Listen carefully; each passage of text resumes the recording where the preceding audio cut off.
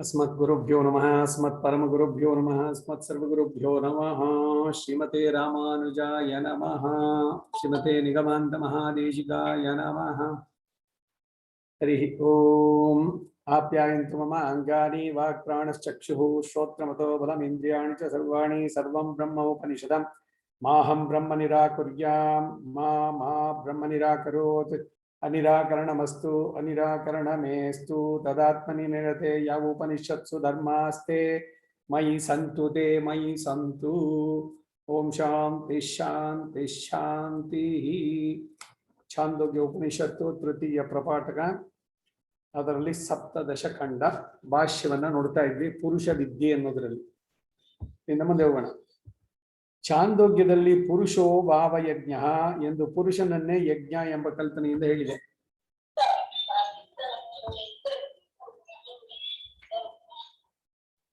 ಆದರೆ ಇದು ತೈತ್ತಿರೀಯದಲ್ಲಿ ಕಂಡು ಬರೋಲ್ಲ. ತೈತ್ತಿರೀಯದಲ್ಲಿ ಹೇಳಿದ ತಸ್ಯೈವಂ ವಿದುಷೋ ಯಜ್ಞಸ್ಯ ಎಂಬಲ್ಲಿರುವ ಷಷ್ಠಿ ವಿಭಕ್ತಿಯಿಂದ ಸಾಮಾನಾಧಿಕರಣ್ಯ ಎಂಬ ಅರ್ಥವನ್ನು ಇಟ್ಟುಕೊಂಡಾಗ ತೈತ್ತಿರೀಯ ಶಾಖೆಯ ರೀತಿಯಿಂದಲೂ ಸಹ ಪುರುಷನಲ್ಲಿ ಯಜ್ಞ ತತ್ವವನ್ನು ಹೇಳಬಹುದಲ್ವೇ ಅಂತ ಪ್ರಶ್ನೆ ಮಾಡಿದ್ರೆ ಅದು ಸರಿಯಲ್ಲ. ಹಾಗೆ ಹೇಳಿದ್ರೆ ಪುರುಷನನ್ನೇ ಯಜ್ಞ ಎಂದು ಆತನನ್ನೇ ಯಜಮಾನ ಎಂದು ಹೇಳಬೇಕಾಗತ್ತೆ. ಆದರೆ ಒಬ್ಬನಿಗೆ ಯಜ್ಞತ್ವ ಮತ್ತು ಯಜಮಾನತ್ವ ವಿರುದ್ಧವಾಗುತ್ತೆ. ಅಷ್ಟೇ ಅಲ್ಲದೆ ಪುರುಷನನ್ನೇ ಯಜ್ಞ ಎಂದು ಹೇಳುವುದಾದಲ್ಲಿ ಶ್ರುತಿಯು ವಿದ್ವಾನ್ ಯಜಮಾನ ಆತ್ಮ ಯಜ್ಞ ಅಂತ ಹೇಳಬೇಕಾಗಿತ್ತು. ಆದರೆ ಶ್ರುತಿಯು ಏಕವಾಕ್ಯ ರೂಪದಿಂದ ವಿದುಷೋ ಯಜ್ಞಸ್ಯಾತ್ಮ ಯಜಮಾನ ಎಂದಿದೆ. ಆದ್ದರಿಂದ ಇಲ್ಲಿರುವ ಷಷ್ಠಿಯು ವ್ಯಧಿಕರಣಾರ್ಥದಲ್ಲಿ ವಿಹಿತವಾದ ಷಷ್ಠಿ ವಿಭಕ್ತಿ ಎಂದು ತಿಳಿದುಕೊಳ್ಳಬೇಕು. ಇದರಿಂದ ವಿದ್ವತ್ತಿಗೆ ಸಂಬಂಧಿಯಾದ ಅರ್ಥಾತ್ ಜ್ಞಾನರೂಪವಾದ ಯಜ್ಞ ಎಂಬ ಅರ್ಥ ಬರುವುದಕ್ಕೆ ಸಾಧ್ಯವಾಗುತ್ತೆ, ಅದು ಸಿದ್ಧವಾಗುತ್ತೆ. ಒಟ್ಟಿನಲ್ಲಿ ಪ್ರಣವ ಏವ ವಿಸ್ವರ ಎಂಬ ನ್ಯಾಯದಂತೆ ಪ್ರಾರಂಭಿಕದ ಪುರುಷನಲ್ಲಿ ಯಜ್ಞತ್ವ ಕಲ್ಪನೆಯೇ ಬೇರೆ ಬೇರೆ ರೀತಿಯಾದ್ದರಿಂದ ಎರಡೂ ಕಡೆಯಲ್ಲಿ ಹೇಳಿದ ಪುರುಷ ವಿದ್ಯೆಗಳು ಬೇರೆ ಬೇರೆ. ಅಲ್ಲೂ ಪುರುಷ ವಿದ್ಯೆ ಅಂತ ಹೇಳ್ತು, ಇಲ್ಲೂ ಪುರುಷ ವಿದ್ಯೆ ಅಂತ ಹೇಳ್ತು, ವ್ಯತ್ಯಾಸ ಇದೆ ಅಂತಾರೆ. ಅಲ್ಲದೆ ಚಾಂದೋಗ್ಯದಲ್ಲಿ ಹೇಳಿದ ಪುರುಷ ವಿದ್ಯೆಗೆ ಪ್ರಹ ಷೋಡಶಂ ವರ್ಷ ಶತಂ ಜೀವತಿ ಅಂದ್ರಾಗಿ ಪ್ರಾಯಶಃ ಅದು 116 ವರ್ಷಗಳ ಕಾಲಕ ಉಪಾಸಕನು ಜೀವಿಸುವುದೇ ಫಲ ಎಂದು ಹೇಳಿದೆ. ಎಲ್ಲಿ ಚಾಂದೋಗ್ಯದ ಉಪನಿಷತ್ತಿನಲ್ಲಿ ಪುರುಷ ವಿದ್ಯೆಯ ಉಪಾಸಕ 116 ವರ್ಷ ಇರ್ತಾನೆ. ಪ್ರಾತಃ ಸವನ, ಮಾಧ್ಯಂದಿನ ಸವನ, ಸಾಯಂ ಸವನ ಅಂತ ಅಲ್ಲಿ ಹೇಳಿದೆ. ತೈತ್ತಿರೀಯ ಶಾಖೆಯಲ್ಲಿ ಹೇಳಿದ ಪುರುಷ ವಿದ್ಯೆಗೆ ಅದಕ್ಕಿಂತ ಮೊದಲಿನ ಅನುವಾಕದಲ್ಲಿ ಬ್ರಹ್ಮಣೇ ತ್ವಾ ಮಹಸ ಓಮಿತ್ಯಾತ್ಮಾನಂ ಯುಂಜೀತ ಎಂದು ನಿರೂಪಿಸಲಾದ ಬ್ರಹ್ಮವಿದ್ಯೆಗೆ ಅಂಗತ್ವವನ್ನು ಹೇಳಿದೆ. ಆದ್ದರಿಂದ ಬ್ರಹ್ಮವಿದ್ಯೆಗೆ ಅಂಗವಾದ ಈ ಪುರುಷ ವಿದ್ಯೆಗೆ ಬ್ರಹ್ಮವಿದ್ಯೆಗೆ ಫಲ ಎಂದು ಹೇಳಿದ ಬ್ರಹ್ಮಣೋ ಮಹಿಮಾನಮಾಪ್ನೋತಿ ಎಂಬ ಬ್ರಹ್ಮತ್ವ ಪ್ರಾಪ್ತಿಯ ಫಲ ಎಂದು ಹೇಳಿದೆ. ಹೀಗೆ ಬ್ರಹ್ಮ ಪ್ರಾಪ್ತಿ ಫಲಕವಾದ ಬ್ರಹ್ಮವಿದ್ಯೆಗೆ ಅಂಗವಾದ ಪ್ರಯುಕ್ತ ಆ ಬ್ರಹ್ಮ ಪ್ರಾಪ್ತಿಯೇ ಫಲವಾಗಿ ಉಳ್ಳಂತಹ ತೈತ್ತಿರೀಯಕದಲ್ಲಿ ಹೇಳಿದ ಪುರುಷ ವಿದ್ಯೆಗೂ 116 ವರ್ಷ ಜೀವಿಸುವ ಪುರುಷ ಆಯುಷ್ಯ ಪ್ರಾಪ್ತಿ ರೂಪವಾದ ಫಲ ಉಳ್ಳಂತಹ ಚಾಂದೋಗ್ಯದಲ್ಲಿ ಹೇಳದ ಪುರುಷ ವಿದ್ಯೆಗೂ ಫಲದಲ್ಲಿ ವ್ಯತ್ಯಾಸ ಇರುವ ಪ್ರಯುಕ್ತವಾಗಿಯೂ ಸಹ ಅಭೇದವನ್ನು ಹೇಳಲು ಸಾಧ್ಯವಿಲ್ಲ ಎಂದು ಈ ಅಧಿಕರಣದಲ್ಲಿ ಪುರುಷ ವಿದ್ಯಾಧಿಕರಣದಲ್ಲಿ ಸಿದ್ಧಾಂತವನ್ನು ಮಾಡಲಾಗಿದೆ. ಎರಡೆರಡು ಕಡೆ ಬಂದಾಗ ಅದರಲ್ಲಿ ಏನು ಇದರಲ್ಲಿ ಏನು ಉದ್ದೇಶ ಏನು, ಎರಡು ಬರೀ ಹೆಸರು ಎರಡು ಒಂದೇ ಅಂತ ಆಗ್ಬಿಡ್ತು ಅಂತ ಎರಡು ಒಂದೇ ಅಂತ ಆಗೋದಿಲ್ಲ ಅನ್ನೋದನ್ನ ಹೇಳ್ತಾ ಇದ್ದಾರೆ. ಇನ್ನು ಪ್ರಕೃತಕ್ಕೆ ಬರೋಣ. ಮುಂದಿನ ತೃತೀಯ ಪ್ರಪಾಠಕದ 17ನೇ ಖಂಡದ ಅನುವಾದ ಮುಗೀತು. ಅತ ಅಷ್ಟಾದಶ ಖಂಡ ಮನೋ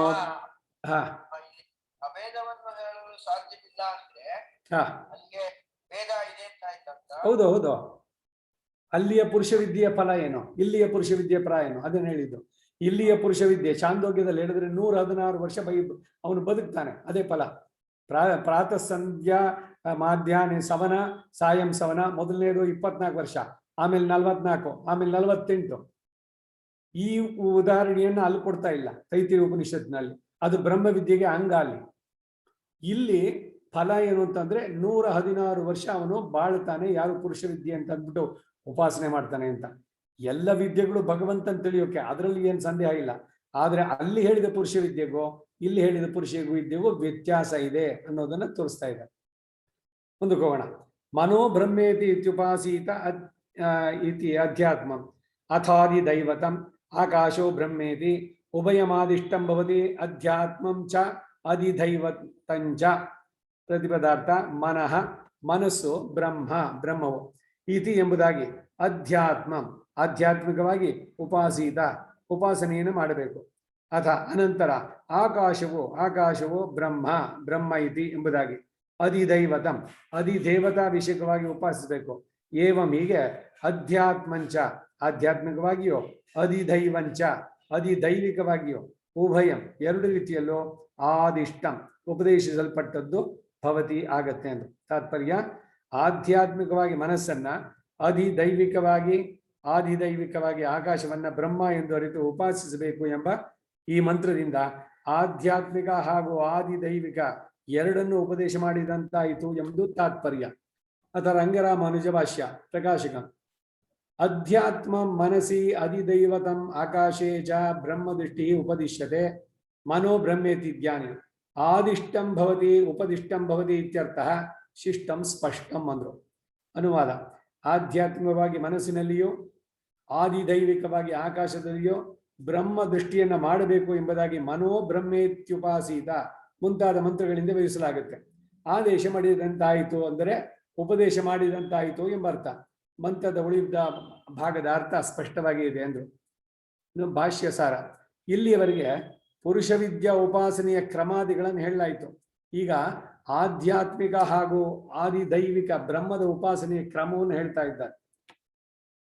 ಈಗ ಇದರದ್ದೇನೆ ಉದಾಹರಣೆ ನಿಮ್ಗೆ ಹೇಳ್ಬೇಕು ಅಂದ್ರೆ, ಇವಾಗ ಪ್ರಾಣಂ ಬ್ರಹ್ಮೇ ದಿವ್ಯಜಾನಾದ್, ಆನಂದಂ ಬ್ರಹ್ಮೇ ದಿವ್ಯಜಾನಾದ್, ಒಂದೊಂದು ಹೇಳಿ ಅನ್ನಂ ಬ್ರಹ್ಮೇ ದಿವ್ಯಜಾನಾದ್, ಅನ್ನಮಯ, ಪ್ರಾಣಮಯ, ಆಕಾಶ ಇದ್ರದ್ದು ಮಯ, ಹೀಗೆ ಒಂದು ಹೇಳಿ 5ನೇ ಹಂತದಲ್ಲಿ ಆನಂದಮಯ ಅಂತ ಹೇಳಿದಾಗ ಈಗ ನೀನು ಸರಿಯಾಗಿ ತಿಳಿದೆ. ಇನ್ನು ಮುಂದಕ್ಕೆ ನಿನ್ನ ಹೆಸರಿನಲ್ಲಿ ಆ ವಿದ್ಯೆ ಆಗಲಿ ಅಂತ. ಭೃಗುರ್ ವೈ ವಾರುಣಿ ವರುಣಂ ಪಿತರಂ ಉಪಸಸಾರ ಅದಿಹಿ ಭಗವೋ ಬ್ರಹ್ಮೇಚಿ. ನನಗೆ ಭಗವದ್ ಬಗ್ಗೆ ತಿಳಿಸು ಅಂದ್ರೆ ಹೋಗಿ ತಪಸ್ ಮಾಡೋ, ಅದ್ರ ಬಗ್ಗೆ ಚಿಂತನೆ ಮಾಡೋದು. ಸತಪೋ ತಪ್ಯತ, ಅವನಿಂದ ಅನ್ನ ತಿನ್ನೋದ್ರಿಂದಾನೆ ಎಲ್ಲರೂ ಬದುಕಿರೋದು, ಅದರಿಂದ ಅನ್ನವೇ ಬ್ರಹ್ಮ ಅಂದ. ಇಲ್ಲ, ಇನ್ನು ಸ್ವಲ್ಪ ಚಿಂತನೆ ಮಾಡು, ಇನ್ನು ಕಂಟಿನ್ಯೂ ಮಾಡು ಅಂತ 5 ಹಂತಗಳಲ್ಲಿ ತಂದೆ ಅದು ಒಂದೇ ಸಲ ಹೇಳ್ಬಾರ್ದಾಗಿತ್ತ. ಆನಂದ ಗಣೋ, ಅದೇನೇ ಬ್ರಹ್ಮ, ಆನಂದದಿಂದನೇ ಎಲ್ಲ ಜೀವನದ ಗುರಿ, ಅದು ಅವನೇ ಬ್ರಹ್ಮ ಅನ್ನೋದನ್ನ ಅಂತ ಹೇಳುವ. ಇದನ್ನ ಹಂತ ಹಂತವಾಗಿ ಅವನು ಹೇಳಿ ಸರಿನೋ ಅಂದ್ರೆ ಇಟ್ಸ್ ಪಾರ್ಟ್ಲಿ ಕರೆಕ್ಟ್. ಈಗ ವೈಶ್ವಾನರ ವಿದ್ಯೆಯಲ್ಲಿ ಅವನು ಆನೆಯನ್ನು ಮುಟ್ಟಿದ್ರು 5 ಜನ, ಒಬ್ಬ ಕಿವಿಯನ್ನು ಮುಟ್ಟಿದ, ಆನೆ ಮೊರದಂತಿದೆ ಅಂದ. ಸರಿನಾ ಪೂರ್ಣವಾಗಿ? ಆದ್ರೆ ಸ್ವಲ್ಪ ಕರೆಕ್ಟ್ ಅಲ್ವಾ? ಅವನು ಮುಟ್ಟಿದ್ದು ಕುರುಡ, ಅವನು 5 ಜನ ಅವನು ಮುಟ್ಟಿದ್ದು. ಇನ್ನೊಬ್ಬ ಆನೆಯನ್ನು ಮುಟ್ಟಿದ ಕಂಬದಂತಿದೆ ಆನೆ ಅಂತ. Partly is correct. ಹಾಗೆ ಪೂರ್ಣವಾಗಿ ಬರಬೇಕಾದ್ರೆ ಪರಬ್ರಹ್ಮ. ಆದ್ರೆ ಒಂದೊಂದೇ ಈ ಕಾಲು ಕಿವಿ 2 ಒಂದೇ ಆಗುತ್ತೋ, ಬೇರೆ ಬೇರೆ. ಇವನು ಹೇಳ್ತಾನೆ ಮೊರದಂತಿದೆ ಆನೆ ಅಂತ, ಅವನು ಕಂಬದಂತಿದೆ. ಇಲ್ಲ ಕಣೋ, ನೀನ್ ಸರಿಯಲ್ಲ, ನನ್ ಸರಿ ಅಂತಂದ್ರೆ ಅದು ಸಮಗ್ರವಾಗಿ ಎಲ್ಲವನ್ನು ನೋಡೋದಾಗ ಎಲ್ಲ ಅಂಗಗಳು ಸೇರಿಸಿ ಬರುವಂತದ್ದು. ಆ ರೀತಿಯಲ್ಲಿ ಇದೊಂದು ಚರ್ಚೆ ಇವುಗಳೆಲ್ಲ ಬರ್ತಾ ಇದ್ವಿ. ಮುಂದಕ್ಕೆ ನೋಡೋಣ. ಇಲ್ಲಿಯವರೆಗೆ ಪುರುಷ ವಿದ್ಯೆ ಉಪಾಸನೆಯ ಕ್ರಮಾದಿಯನ್ನು ಹೇಳಲಾಯಿತು. ಈಗ ಆಧ್ಯಾತ್ಮಿಕ ಹಾಗೂ ಆದಿದೈವಿಕ ಬ್ರಹ್ಮದ ಉಪಾಸನೆಯ ಕ್ರಮವನ್ನು ತಿಳಿಸ್ತಾರೆ. ಆತ್ಮ ವಿಷಯಕವಾದ ಉಪಾಸನೆಗೆ ಆಧ್ಯಾತ್ಮಿಕ ಉಪಾಸನೆ ಎಂದು, ದೇವತಾ ವಿಷಯಕವಾದ ಉಪಾಸನೆಗೆ ಆದಿದೈವಿಕ ಉಪಾಸನೆ ಎಂದು ಕೂಡ ಕರೀತಾರೆ. ಮನಸ್ಸಿನಿಂದ ಆತ್ಮಜ್ಞಾನವಾಗುವ ಕಾರಣ ಮನಸ್ಸನ್ನು ಬ್ರಹ್ಮ ಎಂದು ತಿಳಿ ಮನೋ ಬ್ರಹ್ಮೇ ದಿವ್ಯಜಾನಾತ್. ಮನೋಮಯ ಕೋಶ, ಒಂದೊಂದು ಕೋಶಗಳು. ಮನಸ ಕೇವ ಭೂತಾನಿ ಜಾಯಂತೆ ಮನಸ ಜಾತಾನಿ ಜೀವಂತೆ ಮನಃ ಪ್ರಯಂತೆ ಅಪಿ ಸಂವಿಶಂತೆ ತದ್ವಿಜಿಜ್ಞಾಸಸ್ವ. ಹಾಗೆ ಮನಸ್ಸು ಬ್ರಹ್ಮ ಅಂತ ಹೇಳಿದ್ದು ಉದ್ದೇಶ ಏನು ಅಂದ್ರೆ ಹಾಗೆ. ಇದರಂತೆ ದೇವತೆಗಳು ಆಕಾಶದ ಮೇಲ್ಭಾಗದಲ್ಲಿ ವಾಸಿಸ್ತಾರೆ, ಊರ್ಧ್ವಲೋಕಗಳು. ಆ ಆಕಾಶವನ್ನೇ ಬ್ರಹ್ಮ ಎಂದು ತಿಳಿದು ದೇವತಾ ವಿಷಯಕವಾದ ಆದಿದೈವಿಕ ಉಪಾಸನೆಯನ್ನು ಮಾಡಬೇಕು ಎಂದು ತಿಳಿಸಲು ಈ ಮಂತ್ರ ಹೊರಟಿದೆ ಅನ್ನೋದು ಸಾರಾಂಶ. ಅದು ಮುಂದಕ್ಕೆ ಬ್ರಹ್ಮನ 4 ಪಾದಗಳು. ತದೇ ತಚ್ಚತುಷ್ಪಾದ್ ಬ್ರಹ್ಮ ವಾಕ್ಪಾದ ಪ್ರಾಣಪಾದ ಚಕ್ಷುಪಾದ ಶ್ರೋತ್ರಂ ಪಾದ ಇತಿ ಅಧ್ಯಾತ್ಮ. ಅಥ ಅಧಿದೈವತಂ ಅಗ್ನಿಃ ಪಾದೋ ವಾಯುಃ ಪಾದ ಆದಿತ್ಯಃ ಪಾದೋ ದಿಶಃ ಪಾದ ಇತಿ ಉಭಯಮೇವಾದಿಷ್ಟಂ ಭವತಿ ಅಧ್ಯಾತ್ಮಂಚ ಅಧಿದೈವತಂಚ. 2 ಅಂತ ಪ್ರತಿಪದಾರ್ಥ. ತತ್ ಅಂತಹ ಏತತ್ ಈ ಯಾವ ಬ್ರಹ್ಮವೋ ಚತುಷ್ಪಾತ್ 4 ಪಾದವುಳ್ಳದ್ದು. ವಾಕ್ ವಾಕು ಪಾದ ಮೊದಲನೇ ಪಾದ, ಪ್ರಾಣ ಪ್ರಾಣವು ಪಾದ ಎರಡನೇ ಪಾದ, ಚಕ್ಷುಹು ಚಕ್ಷುರಿಂದ್ರಿಯ ಕಣ್ಣು ಅದು ಪಾದ ಮೂರನೇ ಪಾದ, ಶ್ರೋತ್ರಂ ಶ್ರೋತ್ರೇಂದ್ರಿಯ ಪಾದ ನಾಲ್ಕನೇದು. ಹೀಗೆ ಅಧ್ಯಾತ್ಮಂ ಆಧ್ಯಾತ್ಮಿಕವಾದ 4 ಪಾದಗಳು. ಅಥ ಅನಂತರ ಅಗ್ನಿ ಅಗ್ನಿಯು ಪಾದ ಮೊದಲನೇ ಪಾದ, ವಾಯು ವಾಯು ಅನ್ನೋದು ಎರಡನೇ ಪಾದ, ಆದಿತ್ಯ ಆದಿತ್ಯನು ಪಾದ ಮೂರನೇದು, ದಿಶಃ ದಿಕ್ಕುಗಳು ಪಾದ ನಾಲ್ಕನೇ ಪಾದ. ಇದು ಎಂಬುದಾಗಿ ಅಧಿದೈವತಂ ಆದಿದೈವಿಕವಾದ 4 ಪಾದಗಳು. ಹೀಗೆ ಅಧ್ಯಾತ್ಮಂಚ ಅಧಿದೈವತಂಚ ಆಧ್ಯಾತ್ಮಿಕ ಹಾಗೂ ಆದಿದೈವಿಕ ಎಂಬ ಉಭಯವೇವ ಎರಡೂ ಆದಿಷ್ಟಂ ಉಪದೇಶಿಸಲ್ಪಟ್ಟದ್ದು ಭವತಿ ಆಗುತ್ತೆ ಎಂದು ತಾತ್ಪರ್ಯ. ಹಿಂದೆ ಹೇಳಿದ ಆಧ್ಯಾತ್ಮಿಕ ಹಾಗೂ ಆದಿದೈವಿಕ ರೂಪವಾದ ಬ್ರಹ್ಮವು 4 ಪಾದವನ್ನು ಹೊಂದಿದೆ. ಮನೋರೂಪವಾದ ಬ್ರಹ್ಮಕ್ಕೆ ವಾಕು ಇಂದ್ರಿಯ, ಪ್ರಾಣ ಅರ್ಥಾತ್ ಘ್ರಾಣ ಇಂದ್ರಿಯ, ಚಕ್ಷು ಇಂದ್ರಿಯ ಹಾಗೂ ಶ್ರೋತ್ರ ಇಂದ್ರಿಯ ಎಂಬ 4 ಇಂದ್ರಿಯಗಳನ್ನ 4 ಪಾದಗಳು ಎನಿಸಿದೆ. ಇದರಂತೆ ಆದಿದೈವಿಕವಾದ ಬ್ರಹ್ಮವು ಸಹ ಅಗ್ನಿ ವಾಯು ಆದಿತ್ಯ ಹಾಗೂ ದಿಕ್ಕುಗಳು ಎಂಬ 4 ಪಾದವನ್ನು ಹೊಂದಿದೆ. ಹೀಗೆ ಆಧ್ಯಾತ್ಮಿಕ ಮತ್ತು ಆದಿದೈವಿಕ ಬ್ರಹ್ಮವು 4 ಪಾದಗಳನ್ನ 2 ರೀತಿಯಲ್ಲಿ ಹೊಂದಿದೆ ಎಂಬುದಾಗಿ ಈ ಮಂತ್ರದ ತಾತ್ಪರ್ಯ. ಅಥ ರಂಗರಾಮಾನುಜ ಭಾಷ್ಯಂ ತದೇತದಿತ್ಯಾದಿ ತದೇತತೆ ಮನ ಆಖ್ಯಂ ಬ್ರಹ್ಮ ಚತುಷ್ಪಾತ್ ಕಥಂ ಮನೋರೂಪಸ್ಯ ಬ್ರಹ್ಮಣಃ ಚತುಷ್ಪಾತ್ವಂ ಇತ್ಯತ್ರಾಹ ವಾಗ್ಪಾದ ಇತ್ಯಾದಿ ವಾಗಾದೀನಾಂ ಚತುರ್ಣಾಂ ಮನೋ ನಿಯಮ್ಯಾತ್ವತ್ತಾತ್ ಮನಃ ಪಾದತ್ವಾಧ್ಯಾಸೋ ಯುಕ್ತ ಇತಿ ಭಾವಃ ಇತಿ ಅಧ್ಯಾತ್ಮಂ ಇತಿ ಉಕ್ತಮಿತಿ ಶೇಷಃ ಅಥ ಅಧಿದೈವತಮಿತಿ ಉಚ್ಯತ ಇತಿ ಶೇಷಃ ಅಗ್ನಿಃ ಇತ್ಯಾದಿ ಅಜ್ಞಾದಯಶ್ಚತ್ವಾರಃ ಬ್ರಹ್ಮರೂಪಾಕಾಶಸ್ಯ ಉದರಲಗ್ನಾಃ ಪಾದ ಇವ ಭಾಂತಿ ಇತ್ಯರ್ಥಃ ಇತಿ ಉಭಯಂ ಇತ್ಯಾದಿ ಸ್ಪಷ್ಟ ಅರ್ಥಃ ಅಂದ್ರು. ಅನುವಾದ ತದೇತದಿತ್ಯಾದಿ ಆ ಮನಸ್ಸು ಎಂಬ ಬ್ರಹ್ಮವು 4 ಪಾದಗಳನ್ನು ಹೊಂದಿದೆ. ಮನೋರೂಪವಾದ ಬ್ರಹ್ಮಕ್ಕೆ 4 ಪಾದಗಳು ಹೇಗೆ ಎಂಬ ವಿಚಾರವನ್ನೇ ವಾಗ್ಪಾದ ಮುಂತಾದ ಮಂತ್ರ ಭಾಗದಲ್ಲಿ ಇಲ್ಲಿ ವಿವರಿಸಲಾಗಿದೆ. ವಾಗಾದಿ ಇಂದ್ರಿಯಗಳನ್ನ ಮನಸ್ಸು ನಿಯಂತ್ರಿಸುವ ಕಾರಣ ಮನಸ್ಸಿಗೆ ವಾಗಾದಿಗಳು ಪಾದ ಎಂದು ಹೇಳುವುದು ಯುಕ್ತವಾಗುತ್ತೆ.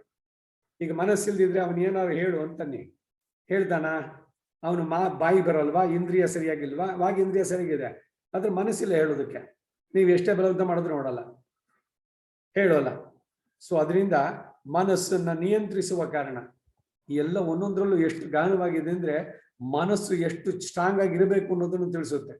ಈಗ ನಾಲಿಗೆ ಬಯಸ್ತು ಏನನ್ನೋ ಸಿಹಿಯನ್ನ ಎದುರುಗಡೆ ನೋಡುದು, ನಾಲಿಗೆನಲ್ಲಿ ನೀರು ಉರಿತು, ಕಣ್ಣು ಅದನ್ನ ನೋಡ್ತು, ತಗೊಂಬೋಣ ಅಂತ ಇಮಿಡಿಯೇಟ್ ಆಗಿ ಮನಸ್ಸು ಹೇಳುತ್ತೆ ನೋ ಅದೆಲ್ಲ ತಿನ್ನಬಾರ್ದು ಅಂತ ಅಂದ್ಬಿಟ್ಟು ಅದು ಹೇಳಿದ್ರೆ ಮುಗಿದೋಯ್ತು.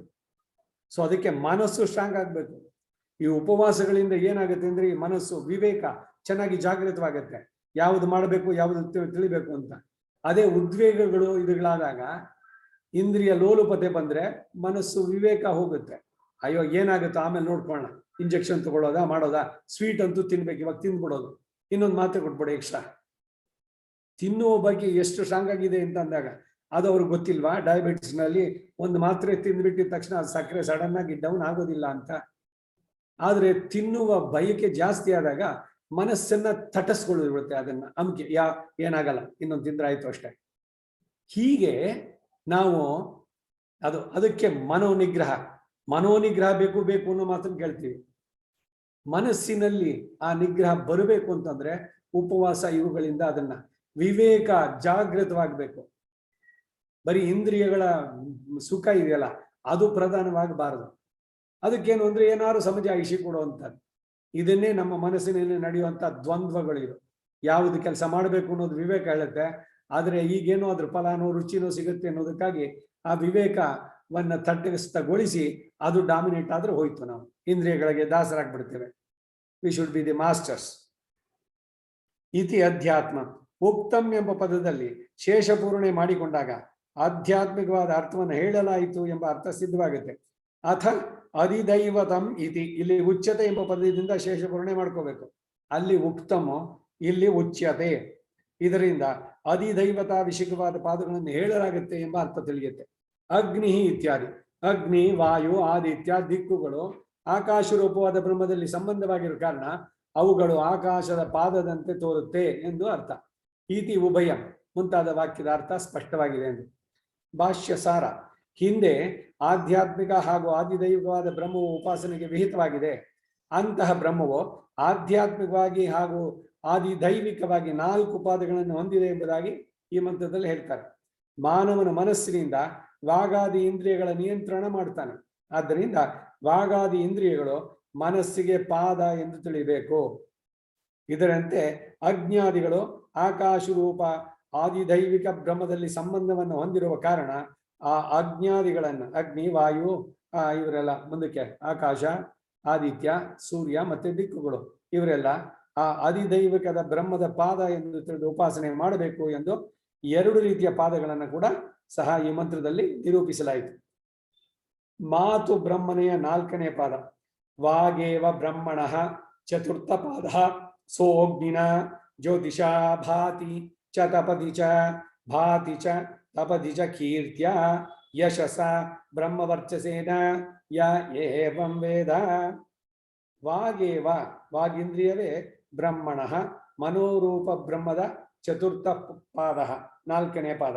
ಸಹ, ಆ ವಾಗೀಂದ್ರಿಯವು ಅಗ್ನಿನ, ಅಗ್ನಿ ಸಂಬಂಧಿಯಾದ ಜ್ಯೋತಿಷ, ಜ್ಯೋತಿಷಿನಿಂದ ಭಾತಿ ಚ ಪ್ರಕಾಶಿಸುತ್ತೆ, ತಪತಿ ಚ ಉತ್ಸಾಹಯುಕ್ತರನ್ನಾಗಿ ಮಾಡುತ್ತೆ. ಯಹ, ಯಾವಾತನು ಏವಂ ಹೀಗೆ ವೇದ ತಿಳಿತಾನೋ ಅವನು ಬ್ರಹ್ಮವರ್ಚಸೇನ ಬ್ರಹ್ಮ ತೇಜಸ್ಸಿನಿಂದ, ಕೀರ್ತಿಯ ಚ ಕೀರ್ತಿಯಿಂದಲೂ, ಯಶಸ ಪರಾಕ್ರಮದಿಂದಲೂ, ಭಾತಿ ಚ ಪ್ರಕಾಶಿಸ್ತಾನೆ, ತಪತಿ ಚ ಉತ್ಸಾಹದಿಂದ ಯುಕ್ತನಾಗ್ತಾನೆ. ತಾತ್ಪರ್ಯ: ಆ 4 ಪಾದಗಳಲ್ಲಿ ಒಂದಾದ ವಾಗೇಂದ್ರಿಯವು ಅಗ್ನಿ ಸಂಬಂಧಿಯಾದ ತೇಜಸ್ಸಿನಿಂದ ಪ್ರಕಾಶಿಸುತ್ತೆ. ಅದು ಉಪಾಸಕರನ್ನು ಉತ್ಸಾಹಯುಕ್ತರನ್ನಾಗಿ ಮಾಡುತ್ತೆ. ಇದನ್ನು ತಿಳಿದ ಉಪಾಸಿಸುವ ಉಪಾಸಕನು ಬ್ರಹ್ಮ ತೇಜಸ್ಸು, ಕೀರ್ತಿ ಹಾಗೂ ಪರಾಕ್ರಮಗಳಿಂದ ಯುಕ್ತನಾಗ್ತಾನೆ ಮತ್ತು ಎಲ್ಲ ಕಾರ್ಯಗಳಲ್ಲಿ ಉತ್ಸಾಹವನ್ನು ಉಳ್ಳವನಾಗ್ತಾನೆ. ಯಾವಾಗಲೂ ಉತ್ಸಾಹಪೂರ್ಣವಾಗಿರಬೇಕು. ನಾವು ಏನೇ ಕೆಲಸಗಳನ್ನು ನಡೆಸಬೇಕಾದ್ರೂ ಕೂಡ ಅದು ಬರಬೇಕಾದ್ರೆ ಇದು. ಈಗ ಭಾಷ್ಯ ಸಾರ: ವಾಕ್ ಇಂದ್ರಿಯದಂತೆ ಪ್ರಾಣೇಂದ್ರಿಯವು ಸಹ ಬ್ರಹ್ಮದ 4 ಪಾದಗಳಲ್ಲಿ ಒಂದಾಗಿದೆ. ಈ ಪ್ರಾಣೇಂದ್ರಿಯವನ್ನೇ ಘ್ರಾಣೇಂದ್ರಿಯ ಎಂದು ಕೂಡ ಹೇಳ್ತಾರೆ. ಘ್ರಾಣ ಉಸಿರು, ಪ್ರಾಣ 2. ವಾಯುವಿದ್ದಾಗಲೇ ಘ್ರಾಣೇಂದ್ರಿಯ ತನ್ನ ಕಾರ್ಯವನ್ನು ಮಾಡಬಲ್ಲದು. ಆದ್ದರಿಂದಲೇ ಈ ಮಂತ್ರದಲ್ಲಿ ಆಧ್ಯಾತ್ಮಿಕ ಬ್ರಹ್ಮರೂಪವಾದ ಮನಸ್ಸಿನ ಪಾದವು ಘ್ರಾಣೇಂದ್ರಿಯ. ಆ ಘ್ರಾಣೇಂದ್ರಿಯವು ಆದಿದೈವಿಕ ಬ್ರಹ್ಮದ ಪಾದವಾದ ವಾಯುವಿನಿಂದ ಪ್ರಭಾವದಿಂದ ಪ್ರಕಾಶಿಸುತ್ತೆ ಅಂತ ಹೇಳಿದೆ. ಹೀಗೆ ವಾಯುವಿನಿಂದ ಪ್ರಕಾಶಿಸುವ ಘ್ರಾಣೇಂದ್ರಿಯು ಪ್ರವೃತ್ತಿ ಮಾಡಿದಾಗಲೇ ಪುರುಷನು ಸ್ವಕಾರ್ಯದಲ್ಲಿ ಉತ್ಸಾಹಿತನಾಗಬಲ್ಲ. ಈಗ ಯಾರು ಹೋಗ್ಬಿಟ್ಟು ಅಂದ್ರೆ ಮೂಗಿನ ಹತ್ರ ಬೆರಳಿಟ್ಟು ನೋಡ್ತಾರೆ, ಉಸಿರಾಡ್ತಾ ಇದ್ದಾರಾ, ಏನು ಪ್ರಾಣವಾಯು ಇದೆಯಾ ಇಲ್ಲ ಹೊಟ್ಟೋಗಿದೆಯಾ ನೋಡುವಂಥದ್ದು. ಹಾಗೆ ಈ ರೀತಿ ಉಪಾಸನೆಗೆ ಫಲವಾಗಿ ಉಪಾಸಕನು ಉತ್ತಮವಾದ ಬ್ರಹ್ಮ ತೇಜಸ್ಸನ್ನು ಪಡೆಯುತ್ತಾನೆ. ದಾನ ಮಾಡುವ ಮೂಲಕ ಶ್ರೇಷ್ಠವಾದ ಕೀರ್ತಿಯನ್ನು ಹೊಂದುತ್ತಾನೆ. ಪರಾಕ್ರಮದ ಬಲದಿಂದ ಉತ್ಕೃಷ್ಟವಾದ ಯಶಸ್ಸನ್ನು ಸಹ ಸಂಪಾದಿಸ್ತಾನೆ. ಘ್ರಾಣೇಂದ್ರಿಯವನ್ನ ಉಪಾಸಿಸುವುದರಿಂದ ಉಂಟಾಗುವ ಫಲವನ್ನ ಇಲ್ಲಿ ಹೇಳಿದಾಗಿದೆ. ಮುಂದಕ್ಕೆ: ಚಕ್ಷುರೇವ ಬ್ರಹ್ಮಣಶ್ಚತುರ್ಥ ಪಾದ. ಸ ಆದಿತ್ಯೇನ ಜ್ಯೋತಿಷಾ ಭಾತಿ ಚ ತಪತಿ ಚ ಭಾತಿ ಚ ತಪತಿ ಚ ಕೀರ್ತ್ಯ ಯಶಸ ಬ್ರಹ್ಮವರ್ಚಸೇನ ಯ ಏವಂ ವೇದ. ಚಕ್ಷು ಏವ, ಚಕ್ಷುರಿಂದ್ರಿಯವೇ ಬ್ರಹ್ಮಣ, ಬ್ರಹ್ಮದ ಚತುರ್ಥ 4ರಲ್ಲಿ 1 ಪಾದ. ಸಹ, ಆ ಚಕ್ಷುರಿಂದ್ರಿಯವು ಆದಿತ್ಯೇನ, ಆದಿತ್ಯ ಸಂಬಂಧಿಯಾದ ಜ್ಯೋತಿಷ ತೇಜಸ್ಸಿನಿಂದ ಭಾತಿ ಚ ಪ್ರಕಾಶಿಸುತ್ತೆ ಮತ್ತು ತಪದಿ ಚ ಉತ್ಸಾಹಿತರನ್ನಾಗಿಸುತ್ತೆ. ಯಹ, ಯಾವಾತನು ಏವಂ ವೇದ ಹೀಗೆ ತಿಳಿದುಕೊಂಡು ಉಪಾಸನೆ ಮಾಡ್ತಾನೋ ಅವನು ಯಶಸ ಪರಾಕ್ರಮದಿಂದ, ಕೀರ್ತ್ಯ ಚ ಕೀರ್ತಿಯಿಂದಲೂ, ಬ್ರಹ್ಮವರ್ಚಸೇನ ಚ ಬ್ರಹ್ಮ ವರ್ಚಸ್ಸಿನಿಂದ, ಭಾತಿ ಚ ಪ್ರಕಾಶನಾಗ್ತಾನೆ, ತಪದಿ ಚ ಉತ್ಸಾಹಿಯೂ ಆಗ್ತಾನೆ. ತಾತ್ಪರ್ಯ: ಚಕ್ಷುರೇಂದ್ರಿಯವು ಬ್ರಹ್ಮದ ಮತ್ತೊಂದು ಪಾದ. ಇದು ಆದಿತ್ಯನ ತೇಜಸ್ಸಿನಿಂದ ಪ್ರಕಾಶಗೊಳ್ಳುತ್ತೆ ಮತ್ತು ಸ್ವಕಾರ್ಯದಲ್ಲಿ ಉಪಾಸಕರನ್ನು ಉತ್ಸಾಹಿತಗೊಳಿಸುವುದು. ಇದನ್ನರಿತ ಉಪಾಸಿಸುವನು ಕೀರ್ತ್ಯಾದಿಗಳನ್ನು ಹೊಂದಿ ಉತ್ಸಾಹಿತನಾಗ್ತಾನೆ ಎನ್ನುವುದು ತಾತ್ಪರ್ಯ. ಅಥ ರಂಗರಾಮಾನುಜ ಭಾಷ್ಯ: ಚಕ್ಷುರಿತ್ಯಾದಿ ಆದಿತ್ಯಸ್ಯ ಚಕ್ಷುರು ಅಧಿಷ್ಠಾತೃತ್ವಾದಿ ಇತಿ ಭಾವ. ಅನುವಾದ: ಚಕ್ಷುರಿತ್ಯಾದಿ ಚಕ್ಷುರಿಂದ್ರಿಯವು ಆದಿತ್ಯನ ಅಧೀನವಾದ್ದರಿಂದ ಎಂದರ್ಥ. ಮಿಕ್ಕಿದ್ದೆಲ್ಲ ಮೊದಲು ಹೇಳ್ತಲ್ಲ ಅದೇ ರೀತಿ ಅಂತ. ಭಾಷ್ಯ ಸಾರ: ವಾಗೀಂದ್ರಿಯ ಮತ್ತು ಘ್ರಾಣೇಂದ್ರಿಯಂತೆ ಚಕ್ಷುರಿಂದ್ರಿಯ ಎಂಬುದು ಕೂಡ ಬ್ರಹ್ಮನ ಒಂದು ಪಾದ ಅನಿಸಿದೆ. ಚಕ್ಷುರಿಂದ್ರಿಯವು ಆಧ್ಯಾತ್ಮಿಕ ಬ್ರಹ್ಮದ ಒಂದು ಪಾದವಾಗಿದೆ. ಈ ಚಕ್ಷುರಿಂದ್ರಿಯವು ಆದಿತ್ಯನ ಅಧೀನವಾಗಿದೆ. ಆದ್ದರಿಂದ ಆದಿದೈವಿಕವಾದ ಆಕಾಶದ ಪಾದವಾದ ಆದಿತ್ಯನ ತೇಜಸ್ಸಿನಿಂದ ಈ ಚಕ್ಷುರಿಂದ್ರಿಯವು ಪ್ರಕಾಶವಾಗುತ್ತೆ ಮತ್ತು ಉಪಾಸಕನು ಸ್ವಕಾರ್ಯದಲ್ಲಿ ಉತ್ಸಾಹಿತನಾಗುವಂತೆ ಮಾಡುತ್ತೆ. ಈ ರೀತಿ ತಿಳಿದುಕೊಂಡು ಉಪಾಸನೆಯನ್ನು ಮಾಡಬೇಕು. ಹೀಗೆ ಉಪಾಸನೆ ಮಾಡೋದ್ರಿಂದ ಆ ಉಪಾಸಕನು ದಾನ ಮೂಲಕ ಉತ್ತಮವಾದ ಕೀರ್ತಿಯನ್ನ, ಪರಾಕ್ರಮದಿಂದ ಅಪಾರದ ಯಶಸ್ಸನ್ನ, ಅಪರಿಮಿತವಾದ ಬ್ರಹ್ಮ ತೇಜಸ್ಸನ್ನು ಪಡೆಯುತ್ತಾನೆ ಎಂಬುದಾಗಿ ಈ ಮಂತ್ರದಿಂದ ಬ್ರಹ್ಮವು ಚಕ್ಷುರಿಂದ್ರಿಯ ಎಂಬ ಪಾದದ ಉಪಾಸನೆಯ ಫಲವನ್ನು ತಿಳಿಸಲಾಗಿದೆ. ಮುಂದಿಂದು ಸ್ತೋತ್ರ. ಸ್ತೋತ್ರಮೇವ ಬ್ರಹ್ಮಣಶ್ಚತುರ್ಥ ಪಾದ ಸ ದಿಗ್ಭಿಃ ಜ್ಯೋತಿಷ ಭಾತಿ ಚ ತಪತಿ ಚ ಭಾತಿ ಚ ತಪತಿ ಚ ಕೀರ್ತ್ಯ ಯಶಸಾ ಬ್ರಹ್ಮೋಚ್ಚಸೇನ ಯ ಏವಂ ವೇದ ಇತಿ 18 ಖಂಡ. 18ನೇ ಖಂಡ. ಸ್ತೋತ್ರಂ ಏವ, ಸ್ತೋತ್ರ ಇಂದ್ರಿಯವೇ ಬ್ರಹ್ಮಣ, ಬ್ರಹ್ಮದ ಚತುರ್ಥ 4ರಲ್ಲಿ ಒಂದು ಪಾದ. ಸಹ ಆ ಸ್ತೋತ್ರೇಂದ್ರಿಯವು ದಿಗ್ಭಿಹಿ, ದಿಕ್ಕುಗಳ ಸಂಬಂಧಿಯಾದ, ಜ್ಯೋತಿಷ ತೇಜಸ್ಸಿನಿಂದ ಭಾತಿಚ ಪ್ರಕಾಶಿಸುತ್ತೆ, ತಪತಿಚ ಉತ್ಸಾಹಿಸುತ್ತದೆ. ಯಾವಾತನೋ ಏವಂ ಹೀಗೆ ವೇದ ತಿಳಿದು ಉಪಾಸನೆ ಮಾಡ್ತಾನೋ ಅವನು ಯಶಸ ಪರಾಕ್ರಮದಿಂದ, ಕೀರ್ತಿಯಿಂದ, ಬ್ರಹ್ಮವರ್ಚಸೇನ ಚ ಬ್ರಹ್ಮವರ್ಚಸ್ಯ ತೇಜಸ್ಸಿನಿಂದಲೂ ಭಾತಿ ಚ ಪ್ರಕಾಶಿಸ್ತಾನೆ, ತಪತಿ ಚ ಉತ್ಸಾಹಿತನೂ ಆಗ್ತಾನೆ. ಸ್ತೋತ್ರ ಇಂದ್ರಿಯವು ಬ್ರಹ್ಮದ 4 ಪಾದಗಳಲ್ಲಿ ಒಂದು. ಅದು ದಿಕ್ಕಗಳನ್ನ ತೇಜಸ್ಸಿನಿಂದ ಪ್ರಕಾಶಿಸುತ್ತೆ ಮತ್ತು ಉಪಾಸಕರನ್ನು ಉತ್ಸಾಹಿಸುತ್ತೆ. ಇದನ್ನೆರೆದು ಉಪಾಸಕರು ಕೀರ್ತ್ಯಾದಿಗಳನ್ನು ಪಡೆದು ಪ್ರಕಾಶಿಸ್ತಾರೆ ಮತ್ತು ಉತ್ಸಾಹಿತರಾಗ್ತಾರೆ. ರಂಗರಾಮಾನುಜ ಭಾಷ್ಯ. ಸ್ತೋತ್ರಮೇವ ಇತ್ಯಾದಿ ದಿಶಃ ಸ್ತೋತ್ರಂ ಭೂತ್ವಾ ಕರ್ಣೌ ಪ್ರಾವಿಶನ್.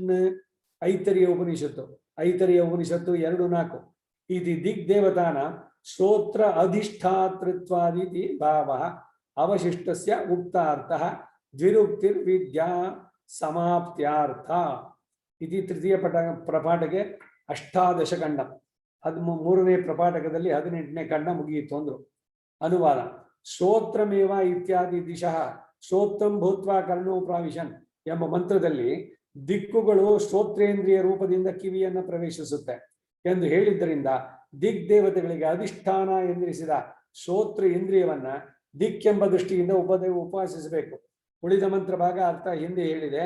ದ್ವಿರುಕ್ತಿಯು ವಿದ್ಯಾ ಸಮಾಪ್ತಿಯನ್ನು ಸೂಚಿಸುತ್ತೇನೆ. ಭಾಷ್ಯ ಸಾರ. ಕೊನೆಯದಾಗಿ ದಿಕ್ಕುಗಳಿಗೆ ಅಧಿಷ್ಠಾನವಾದ ಸ್ತೋತ್ರ ಇಂದ್ರಿಯ ಎಂಬುದು ಮನೋಬ್ರಹ್ಮದ ಪಾದ. ಅದು ಆಕಾಶ ಬ್ರಹ್ಮ ಪಾದವಾದ ದಿಕ್ಕಿಗೆ ಅಧಿಷ್ಠಾನವಾದ್ದರಿಂದ ಆ ಸ್ತೋತ್ರ ಇಂದ್ರಿಯವನ್ನ ದಿಕ್ಕು ಎಂಬ ದೃಷ್ಟಿಯಿಂದ ಉಪಾಸನೆಗೈಯಬೇಕು.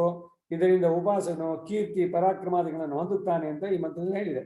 ಹೀಗೆ ಆಧ್ಯಾತ್ಮಿಕ ಅಧಿದೈವಿಕ ಬ್ರಹ್ಮದ ಉಪಾಸನೆಯ ಕ್ರಮ ಹಾಗೂ ಫಲವನ್ನ ಈ ಖಂಡದ ಮಂತ್ರಗಳಲ್ಲಿ ನಿರೂಪಿಸಲಾಗಿದೆ ಎಂದರು. ಮುಂದಕ್ಕೆ ಏಕೋನ ವಿಂಶ ಖಂಡ. ಏಕೋ ನ ವಿಂಶ ಅಂದ್ರೆ 1 ಕಡಿಮೆ 20 ಅಂತ. ಏಕೋ ನ ವಿಂಶ 20 ಅಲ್ಲ, 1 ಕಡಿಮೆ ಅಂದ್ರೆ 19. ಆದಿತ್ಯನಲ್ಲಿ ಬ್ರಹ್ಮದೃಷ್ಟಿ.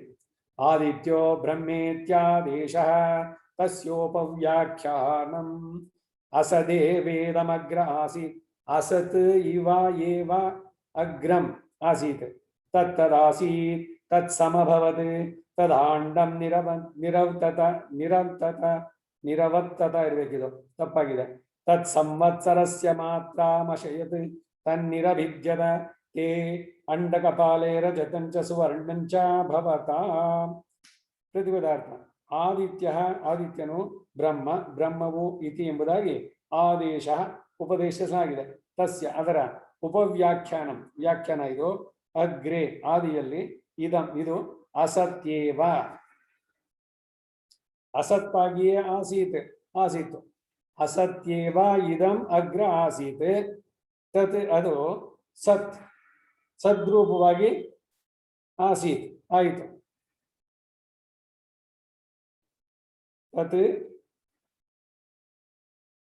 ತತ್ ಸದಾಸೀತ್ ಇರಬೇಕು. ತದಾಸೀತ್ ಆಗಿದೆ. ತತ್ ಸದಾಸೀತ್. ತತ್ ಸತ್ ಆಸೀತ್. ತತ್ ಸಾಸೀತ್ ಆಯಿತು. ತತ್ ಅದು ಸಮಭವತ್ ಅಂಕುರವನ್ನು ಪಡೆಯಿತು. ತದ ಆಗ ಅಂಡಂ ಬ್ರಹ್ಮಾಂಡವು ನಿರವರ್ತದ ಉತ್ಪನ್ನವಾಯಿತು. ತತ್ ಅದು ಸಂವತ್ಸರಸ್ಯ ಮಾತ್ರ 1 ಸಂವತ್ಸರದ ಮಾತ್ರ ಕಾಲದ ಅಶಯತ ಪರಿಮಾಣವನ್ನ ಪಡೆಯಿತು. ತತ್ ಅದು ನಿರಭಿದ್ಯತ ಭಿನ್ನವಾಯಿತು. ತೇ ಆ ಅಂಡಕಪಾಲೆ ಬ್ರಹ್ಮಾಂಡದ 2 ಕಪಾಲಗಳು ರಜತಂಚ ರಜತಮಯವು ಬೆಳ್ಳಿ, ಸುವರ್ಣಂಚ ಸುವರ್ಣಮಯವೋ ಚಿನ್ನ, ಇದು ಅಭವತಾಂ. ಅದು ಎರಡು ಭಾಗಗಳು, ಒಂದು ರಜತಮಯ, ಇನ್ನೊಂದು ಸ್ವರ್ಣಮಯ. ಒಂದು ಗುಂಡಾಗಿರುವಂತಹದ್ದನ್ನ ಬ್ರೇಕ್ ಮಾಡಿದ್ರೆ ಎರಡು ಅರ್ಧ ಆಗುತ್ತೋ ಇಲ್ವಾ? ಅದು ಈ ಬ್ರಹ್ಮಾಂಡದ ಎರಡು ಕಪಾಲಗಳು, ಒಂದು ಬೆಳ್ಳಿ ಇನ್ನೊಂದು ಚಿನ್ನ. ಅಂದ್ರು ಯಾವ ಕಾಂಟೆಸ್ಟ್ ಅನ್ನೋದು ನೋಡೋಣ ಮುಂದಕ್ಕೆ. ತಾತ್ಪರ್ಯ, ಆದಿತ್ಯನನ್ನೇ ಇಲ್ಲಿ ಬ್ರಹ್ಮ ಎಂದು ಹೇಳಲಾಗಿದೆ. ಅದರ ವಿವರಣೆಯನ್ನೇ ಮುಂದೆ ನೀಡಲಾಗುತ್ತೆ. ಆರಂಭದಲ್ಲಿ ಈ ಜಗತ್ತೆಲ್ಲವೂ ನಾಮರೂಪಗಳಿಲ್ಲದೆ ಇತ್ತು. ನಾಮರೂಪೇ ವ್ಯಾಕರವಾಣಿ. ನಮ್ಮ ಕಣ್ಣಿಗೆ ಕಾಣುವಂತ ಎಲ್ಲ ವಸ್ತುಗಳು ವ್ಯಕ್ತವಾಗಿರ್ಬೇಕಾದ್ರೆ ಅದಕ್ಕೊಂದು ರೂಪ ಇದೆ, ಒಂದು ಹೆಸರಿದೆ. ಒಂದು ನಾಮ, ಇನ್ನೊಂದು ಆಕಾರ. ನಾಮ ರೂಪ. ಈ ನಾಮ ರೂಪಗಳು ಇಲ್ಲದಂತಹ ಸ್ಥಿತಿ ದಿ ಅನ್ಮ್ಯಾನಿಫೆಸ್ಟೆಡ್ ಸ್ಟೇಟ್ ಅಂತ. ನಾ ಸದಾಸೀತ್ ನೋ ಸದಾಸೀತ್ ತದಾನೀಂ. ಪ್ರಳಯ ಜಲದಲ್ಲಿ ಎಲ್ಲವೂ ಭಗವಂತ ತನ್ನ ಉದರದಲ್ಲೇ ಇಟ್ಕೊಂಡು ಅವನು ಎಲ್ಲ ಪ್ರಳಯ ಜಲದಲ್ಲಿ ಇವನು ಆಳದೆಲೆ ಮೇಲೆ ಮಲಗಿದ್ದ ಅನ್ನೋದೆಲ್ಲ ಬಹಳಷ್ಟೆಲ್ಲ ಈ ಆಳ್ವಾರ್ಗಳೆಲ್ಲ ಅನುಸಂಧಾನ ಮಾಡಿ ಹೇಳಿದ್ರಲ್ಲೆಲ್ಲ. ಆ ಪ್ರಳಯ ಜಲದಲ್ಲಿ ಇವನು ಆಲದೆಲೆ ಮೇಲಿದ್ದು ಇವುಗಳನ್ನೆಲ್ಲ ರಕ್ಷಣೆ ಮಾಡಿದ್ದ. ಹೇಗಿದ್ವು ಅವಾಗ ಅಂದ್ರೆ ನಾಮರೂಪದ ವ್ಯವಸ್ಥೆ ಇಲ್ಲದಂತಹ ಸೂಕ್ಷ್ಮ ರೂಪದಲ್ಲಿ. ಸೊ ಭಗವಂತನೇ ಎರಡು ಭಾಗ ಆದ. ಒಂದು ಸ್ಥೂಲ ವಿಶಿಷ್ಟ ಪರಮಾತ್ಮ, ಸ್ಥೂಲ ಅಂದ್ರೆ ಕಣ್ಣಿಗೆ ಕಾಣುವಂತಹದ್ದು. ಇನ್ನೊಂದು ಸೂಕ್ಷ್ಮ ವಿಶಿಷ್ಟ ಪರಮಾತ್ಮ. ಒಂದು ಕಾರಣ ಬ್ರಹ್ಮ, ಇನ್ನೊಂದು ಕಾರ್ಯ ಬ್ರಹ್ಮ. ಇಲ್ಲಿ ಕಾರಣ ಬ್ರಹ್ಮ ಸೂಕ್ಷ್ಮವಾದದ್ದು, ಕಾರ್ಯ ಬ್ರಹ್ಮ ಅದರ ಎಫೆಕ್ಟ್. ಕಾರಣದಿಂದ ಕಾರ್ಯ, ಕಾರ್ಯ ಅಂದ್ರೆ ಪ್ರಪಂಚ ಆಗಿದೆ, ನಮಗೆ ಕಣ್ಮುಂದೆ ಕಾಣಿಸ್ತಿದೆ. ಬೆಟ್ಟ, ಮರ, ಗಿಡ, ನದಿ ಎಲ್ಲ ಅದಕ್ಕೊಂದು ಹೆಸರಿದೆ. ಇದು ಮರ, ಇದು ಗಿಡ, ಇದು ಕಲ್ಲು, ಇದು ಅದಕ್ಕೆ ಹೆಸರು ಇಡ್ತೀವಿ. ಅದಕ್ಕೊಂದು ರೂಪ ಇದೆ. ಇದು ಯಾವುದು ಇಲ್ಲದಂತ ಸ್ಥಿತಿ ಇದೆಯಲ್ಲ ಅದು ಸೂಕ್ಷ್ಮ. ಅದನ್ನೇ ಕಾರಣ ಅಂತ ಹೇಳಿದ್ದು. ಕಾರಣ ಕಾರ್ಯ, ಒಂದು ಅನ್ಮ್ಯಾನಿಫೆಸ್ಟೆಡ್, ಇನ್ನೊಂದು ಮ್ಯಾನಿಫೆಸ್ಟೆಡ್ ಸ್ಟೇಟ್. ಒಂದು ವ್ಯಕ್ತವಾದಂತಹ ಸ್ಥಿತಿ, ಇನ್ನೊಂದು ಅವ್ಯಕ್ತವಾದ ಸ್ಥಿತಿ. ಹೀಗೆ ಇದರ ಒಂದೇ ವಿವರಣೆಯನ್ನೇ ಮುಂದೆ ನೀಡಲಾಗುತ್ತೆ ಎಂದ್ರು. ಆರಂಭದಲ್ಲಿ ಈ ಜಗತ್ತವೆಲ್ಲೂ ನಾಮರೂಪಗಳಿಲ್ಲದೆ ಇತ್ತು. ನಂತರ ಕಿಂಚಿನ್ ನಾಮರೂಪದಿಂದ ಕೂಡಿದ್ದಾಯಿತು. ನಂತರ ಮೊಳಕೆ ಎಳೆದು ಈ ಬ್ರಹ್ಮಾಂಡವು ಉತ್ಪನ್ನವಾಯಿತು. ಅದು 1 ವರ್ಷದ ಅನಂತರ ಭಿನ್ನವಾಯಿತು. ಭಿನ್ನವಾದ ಆ ಬ್ರಹ್ಮಾಂಡದ 2 ಕಪಾಲಗಳಲ್ಲಿ ಒಂದು ಸುವರ್ಣಮಯ, ಮತ್ತೊಂದು ರಜತಮಯ ಅನ್ನೋದಾಯಿತು ಅಂತ. ಈಗ ಅಷ್ಟ ಕಪಾಲ ನಿರ್ವಪದಿ, ಏಕಾದಶ ಕಪಾಲಂ, ದ್ವಾದಶ ಕಪಾಲಂ, ದ್ವಾದಶ ಮಾಸ ಸಂವತ್ಸರ. ಒಂದೊಂದು ಸೂಚಿತಗಳು ಹೇಗೆ ಅಂದ್ರೆ 12 ಕಪಾಲಗಳು ಅಂತಂದ್ರು. ಯಜ್ಞದ ಪರಿಕರದಲ್ಲಿ ಇಟ್ಕೊಳ್ಬೇಕಾದ್ರೆ ಅದು ಏನು ಸಂಬೋಧಿಸುತ್ತೆ ಅಂದ್ರೆ 12 ಮಾಸಗಳನ್ನ, ದ್ವಾದಶ ಮಾಸಾಹ ಸಂವತ್ಸರ. ಈ ರೀತಿ ಇಲ್ಲಿ ಆರಂಭದಲ್ಲಿ ಬ್ರಹ್ಮಾಂಡ ಅದು 2 ಭಾಗ ಅಂತ, ಒಂದು ರಜತ, ಇನ್ನೊಂದು ಸ್ವರ್ಣಮಯ. ಅದು 2 ಆಯ್ತು ಅಂತ. ಈಗ ರಂಗರಾಮಾನುಜ ಭಾಷ್ಯ. ಪೂರ್ವತ್ರ ಆದಿತ್ಯೋ ಬ್ರಹ್ಮಣಃ ಪಾದ ಉಕ್ತಃ ಅತ ತಸ್ಮಿನ್ ಸಕಲ ಬ್ರಹ್ಮ ದೃಷ್ಟ್ಯರ್ಥಂ ಇದಂ ಆರಭ್ಯತೆ ಆದಿತ್ಯ ಇತ್ಯಾದಿನ. ಆದಿತ್ಯೋ ಬ್ರಹ್ಮ ಇತ್ಯುಪದೇಶ ಕ್ರಿಯತೆ ಇತ್ಯರ್ಥಃ ತಸ್ಯೋಪವ್ಯಾಖ್ಯಾನಮಿತಿ ಕ್ರಿಯತ ಇತಿ ಶೇಷಃ ಅಸದೇವ ಇತ್ಯಾದಿ. ಇದಂ ಜಗತೆ ಅಗ್ರೆ ಅಸತ್ ಅವ್ಯಾಕೃತ ನಾಮರೂಪಮಾಸಿತೆ. ವ್ಯಾಕೃತ ಅವ್ಯಾಕೃತ ಅಂತ ಇದೆ. ತತ್ ಸದಿತಿ ತತ್ ಅವ್ಯಾಕೃತ ನಾಮರೂಪಂ ಜಗತ್ ಸದಾಸೀತೆ. ಈಶನ್ ನಾಮರೂಪಾಭಿಮುಖಮಾಸೀತೆ ತತ್ ಸಮಭವದಿತಿ. ಅಲ್ಪತರ ನಾಮರೂಪ ವ್ಯಾಕರಣೇನ ಅಂಕುರೀಭೂತಮಿವ ಬೀಜಂ ಕ್ರಮೇಣ ಸ್ಥೂಲ ಅಭವತ್ ಇತ್ಯರ್ಥಃ. ತದ್ ಅಂಡಮಿತಿ ಅಂಡಂ ಸಂವೃತಂ ಇತ್ಯರ್ಥಃ. ಅಂಡಂ ಅಂದ್ರೆ ಸಂವೃತಂ. ಆಂಡಮಿತಿ ಛಾಂದಸೋ ದೀರ್ಘ. ಇಲ್ಲಿ ಆಂಡಂ ಅಂತಂದ್ರಲ್ಲ, ಆಂಡಂ ಅನ್ನೋದು ಛಾಂದಸ್ಸು, ಇದು ಛಂದೋಬದ್ಧವಾಗಿರೋದಕ್ಕೆ ಹಾಕಿರುವಂತಹದ್ದು. ಅದರ ಅರ್ಥ ಅಂಡಂ ಅಂತಾನೇನೆ. ತತ್ ಸಂವತ್ಸರಸ್ಯೇತಿ. ಸಂವತ್ಸರಸ್ಯ ಕಾಲಸ್ಯ ಮಾತ್ರಂ ಪರಿಮಾಣಂ ಏಕರೂಪತೆಯ ಅಶಯತ ಸ್ಥಿತಂ ಬಭೂವ ಇತ್ಯರ್ಥಃ. ತನ್ನಿರಭಿದ್ಯತೇತಿ ಸಂವತ್ಸರ ಕಾಲಾತೆ ಊರ್ಧ್ವಂ ತದಂಡಂ ನಿರ್ಭಿನ್ನಂ ಅಭವತ್. ते अंडकपाले इत्यादि ते अंडकपाले रजतंच सुवर्णंच ಏಕೈಕಂ ಅಭವತ್ ಅಭವತಾಂ ಇತ್ಯರ್ಥಃ. ಇದರ ಅನುವಾದ. ಹಿಂದೆ ಆದಿತ್ಯನು ಬ್ರಹ್ಮದ ಪಾದ ಅಂತ ಹೇಳಲಾಯಿತು. ಈಗ ಆ ಆದಿತ್ಯನಲ್ಲಿ ಸಕಲ ಜಗದಾತ್ಮಕ ಬ್ರಹ್ಮ ದೃಷ್ಟಿಯನ್ನು ಮಾಡಬೇಕು ಎಂದು ತಿಳಿಸಲು ಆದಿತ್ಯೋ ಬ್ರಹ್ಮ ಮುಂತಾದ ಈ ಮಂತ್ರ ಹೊರಟಿದೆ. ಆದಿತ್ಯನು ಬ್ರಹ್ಮ ಎಂದು ಉಪದೇಶಿಸಲಾಗುವುದು ಎಂದು ಈ ವಾಕ್ಯದ ಅರ್ಥ. ತಸ್ಯೋಪವ್ಯಾಖ್ಯಾನಂ ಇದೆ. ಕ್ರಿಯತೆ ಎಂಬ ಪದದಿಂದ ಶೇಷಂ ಪೂರಣೆ ಮಾಡಿಕೊಳ್ಳಬೇಕು. ಸೆಂಟೆನ್ಸು ಕ್ರಿಯಾಪದದ ಜೊತೆಗೆ ಆಗುವಂಥದ್ದು, ಅದಕ್ಕಲ್ಲಿ ಸೇರಿಸ್ಕೊಳ್ಳಿ ಅಂತ. ಈಗ ಅಹಂ ನಾರಾಯಣಾಯ ಭವೇಯಂ ನ ಮಮ ಸ್ಯಾಮ್ ಅಂತ ಸ್ಯಾಮ್ ಅನ್ನೋ ಪದ ಅಲ್ಲಿ ಸೇರಿಸ್ಕೋಬೇಕು. ನಾನು ನನ್ನವನಲ್ಲ, ನಾನು ನಾರಾಯಣನಿಗೇ ಸೇರಿದವನು. ನಾನು ನಾರಾಯಣನಿಗೇ ಸೇರಿದವನು ಅಂದ್ರೆ ನಾನು ಬೇರೆಯವರಿಗೆ ಸೇರಿದವನಲ್ಲ, ಅಥವಾ ನನಗಾಗಿ ಸೇರಿದವನಲ್ಲ. ಆ ಏಕಾರ ಇದೆಯಲ್ಲ, ಏವ, ಇದರಲ್ಲಿ ಇವೆಲ್ಲ ಇದೇ ವಿಶೇಷವಾದ ಅರ್ಥಗಳು ಅಂತ ಹೇಳುವಂತ. ಹಾಗೆ ಇಲ್ಲಿ ಶೇಷವನ್ನು ತಸ್ಯೋಪವ್ಯಾಖ್ಯಾನವಿದೆ ಕ್ರಿಯತೆ ಎಂಬ ಪದ ಸೇರಿಸ್ಕೊಳ್ಳಿ ಎಂದು. ಆಗ ಯಾವ ಆದಿತ್ಯನೆಂಬ ಬ್ರಹ್ಮದ ವ್ಯಾಖ್ಯಾನವನ್ನು ಮಾಡಲಾಗುವುದು ಎಂಬ ಅರ್ಥ ಈ ವಾಕ್ಯದಿಂದ ಬರುತ್ತೆ. ಅಸದೇವೇತ್ಯಾದಿ, ಈ ಜಗತ್ತು ಆದಿಯಲ್ಲಿ ನಾಮರೂಪ ವ್ಯಾಕರಣ ರಹಿತವಾಗಿತ್ತು, ಎಲ್ಲವೂ ನೀರಿನಲ್ಲಿ ಮುಳುಗೋಗಿತ್ತು. ಇದು ಯಾವ ಲೋಕ, ಇದೇನಿದು, ಇಲ್ಲಿ ಏನು ಜನರಿದ್ದಾರ, ಮನುಷ್ಯರಿದ್ದಾರ, ದೇವ ಮನುಷ್ಯ ತಿರಿಯ ಸ್ಥಾವರ ಏನೂ ಇಲ್ಲ. ಹಾಗಾದ್ರೆ ಎಲ್ಲ ಎಲ್ಲೋದ್ರು ಸೂಕ್ಷ್ಮ ರೂಪದಲ್ಲಿ ಭಗವಂತನಲ್ಲೇ ಇದ್ದಾರೆ. ಅನ್ಮ್ಯಾನಿಫೆಸ್ಟೆಡ್ ಸ್ಟೇಟ್ನಲ್ಲಿ ಯಾವುದು ನಾಶವಾಗಲಿಲ್ಲ, ಯಾವುದು ಹೊಸದಾಗಿಯೂ ಆಗಲಿಲ್ಲ. ಪ್ರಕೃತಿನೂ ಶಾಶ್ವತ, ಆತ್ಮನೂ ಶಾಶ್ವತ, ಪರಮಾತ್ಮನೂ ಶಾಶ್ವತ. ಮತ್ತೆ ಹಾಗಾದ್ರೆ ಏನು ಅಂದ್ರೆ ಡಿಫ್ರೆಂಟ್ ಸ್ಟೇಜಸ್ ಅಷ್ಟೇ. ಸೃಷ್ಟಿಯಾದಾಗ ಎಲ್ಲ ಹೊಸ ಶರೀರ ಇದರಲ್ಲಿ ವ್ಯಕ್ತವಾಗಿ ಕಾಣಿಸ್ತು, ಪ್ರಳಯದಲ್ಲಿ ಅವ್ಯಕ್ತವಾಗಿ ಇತ್ತು, ನಾಶವಾಗಲಿಲ್ಲ. ಇದಕ್ಕೇನೆ ಅವನು ಕೃಷ್ಣ ಅರ್ಜುನ ಹೇಳೋದು, ಗತಾಸು ನ ಗತಾಸೋಂಶ್ಚ ನಾನು ಶೋಚಂತಿ ಪಂಡಿತಾಹ. ಏನು ಯಾವುದು ಹೋಗಿದ್ದು ಶರೀರ ಅಷ್ಟೇ, ಅವನ ಆತ್ಮ ಸತ್ನ, ಆತ್ಮಕ್ಕೆ ಸಾವುಂಟ? ಯಾರು ಆತ್ಮವನ್ನು ಸುಡೋಕ್ಕಾಗತ್ಯ, ಕತ್ತರಿಸೋಕಾಗತ್ಯ? ನೈನಂ ಚಿಂದಂತಿ ಶಸ್ತ್ರಾಣಿ ನೈನಂ ದವದಿ ಪಾವಕ. ಆತ್ಮದ ಸ್ವರೂಪ ತಿಳ್ಕೊ, ಏನ್ ಇವಾಗ ಹೋಗಿದ್ದು ಅಂತ. ಈಗ ಒಂದು ಬಟ್ಟೆ ಹಾಕೊಂಡಿದ್ವಿ, ತುಂಬಾ ಚೆನ್ನಾಗಿದೆ ಅಂತ ಎಲ್ಲರೂ ಅಯ್ಯೋ ತುಂಬಾ ಚೆನ್ನಾಗಿ ನಿಮ್ಗೆ ಒಪ್ಪುತ್ತೇರಿ ಇದು ಡ್ರೆಸ್ಸು ಅಂತೆಲ್ಲ ಎಲ್ಲರೂ ಅಪ್ರಿಶಿಯೇಟ್ ಮಾಡಿದ್ರು, ನೋಡಿದವರೆಲ್ಲ. ಅದು ಹರಿದೋಯ್ತು, ಅದು ಹೋಯ್ತು ಅಂತ ಅಳ್ತಾ ಕೂತ್ಕೊಳ್ತಾರೇನು? ಹಾಗೆ ಆತ್ಮದ ಜ್ಞಾನ ಬಂದ್ರೆ ಈ ಶರೀರ ಹೋದಾಗ ಯಾರು ದುಃಖ ಪಡೋಲ್ಲ. ನಾವೇನು ಅನ್ಕೊಳ್ತೀವಿ, ಈ ಶರೀರ ಹೋಗಿದ ತಕ್ಷಣ ಮುಗಿದೋಯ್ತು ಅಲ್ಲಿಗೆ, ಅವನೇನಿಲ್ಲ. ಇವಾಗ ಯಾರೋ ಹೋದ ಅಂತಂದ್ರೆ ಇನ್ನು ಅವನ ಹೆಸರೇನು, ಬರೀ ಕೀರ್ತಿ ಶೇಷ. ಅವನನ್ನ ಬರೀ ಅವನ ಹೆಸರು ಕೀರ್ತಿಯಿಂದ ನಾವು ನೆನೆಸ್ಕೋಬೇಕು. ಒಳ್ಳೆ ಕೆಲಸ ಮಾಡಿದ್ರೆ ಅವನು, ಇಲ್ದಿದ್ರೆ ಭೂಮಿ ಭಾರ ಕಡಿಮೆ ಆಯ್ತು ಅಂತಾರೆ. ಎರಡು ರೀತಿನಲ್ಲೂ ಅಂತೂ ಮಾರ್ಟಲ್ ರಿಮೈನ್ಸ್ ಅದು ಇಲ್ಲಿಲ್ಲ. ಆದ್ರೆ ಆ ಆತ್ಮ ಇಲ್ವೋ, ಆ ಆತ್ಮಕ್ಕೆ ಸಾವಾಗಿತ್ತೋ, ಅದು ಹೊಸದಾಗಿ ಹುಟ್ಟುತ್ತಾ? ಇದೇ ಎಲ್ಲ ವಿಚಾರ ಮಾಡಿ ತತ್ವ ಚಿಂತನೆಯಲ್ಲಿ ಬರುವಂತದ್ದು. ಸೊ ಅವಾಗೇನು ಅಂದ್ರೆ ಶರೀರಕ್ಕಿಂತ ಬೇರೆಯಾದದ್ದು ಆತ್ಮ. ಸೊ ಆತ್ಮಕ್ಕೆ ಒಂದು ಗೊತ್ತು ಗುರಿ ಏನಾದ್ರು ಉಂಟಾ? ಏನು ಬರೀ ಹೀಗೆ ಸುತ್ತೋದ ಹುಟ್ಟು ಸಾವಿನ ಚಕ್ರದಲ್ಲೇನೆ? ಹಾಗಾಗಿ ಏನು ಸಾಧಿಸಬೇಕಾದದ್ದೇನು? ಈ ಎಲ್ಲ ಪ್ರಶ್ನೆಗಳು ಬರುತ್ತೆ ಯಾವಾಗ ಆತ್ಮ ಅನ್ನೋದು ಒಂದಿದೆ, ಅದರ ಗೊತ್ತು ಗುರಿ ಅನ್ನೋದನ್ನು ತಿಳಿಬೇಕು ಅಂದ್ರೆ ಇದೇ ಅರ್ಥ ಪಂಚಕ, ಅವುಗಳನ್ನು ತಿಳಿಸುವಂತದ್ದು. ಹಾಗೆ ಮುಂದಕ್ಕೆ ಹೋಗೋಣ. ಸ್ವಲ್ಪ ಸ್ವಲ್ಪವಾಗಿ ನಾಮರೂಪ ವ್ಯಾಕರಣಕ್ಕೆ ಇದು ಬರೋಕ್ ಬಂತು, ಅಸತ್ತಿನಿಂದ ಸತ್ತಿನ ಕಡೆಗೆ. ತತ್ ಸಮಭವದಿತಿ, ಸ್ವಲ್ಪವಾಗಿ ನಾಮರೂಪ ವ್ಯಾಕರಣಕ್ಕೆ ಒಳಗಾದ ಅದು ಮೊಳಕೆ ಒಡೆದ ಬೀಜದಂತೆ ಕ್ರಮವಾಗಿ ಸ್ಥೂಲತೆಯನ್ನು ಪಡೆಯಿತು. ಈಗ ಒಂದು ದೊಡ್ಡ ಅಶ್ವತ್ಥ ವೃಕ್ಷ, ಅದು ಈ ಬೀಜದಲ್ಲಿದೆ. ಇಷ್ಟು ಚಿಕ್ಕ ಬೀಜದಲ್ಲಿ ಆಗಿರೋದಕ್ಕೆ ಸಾಧ್ಯನಾ?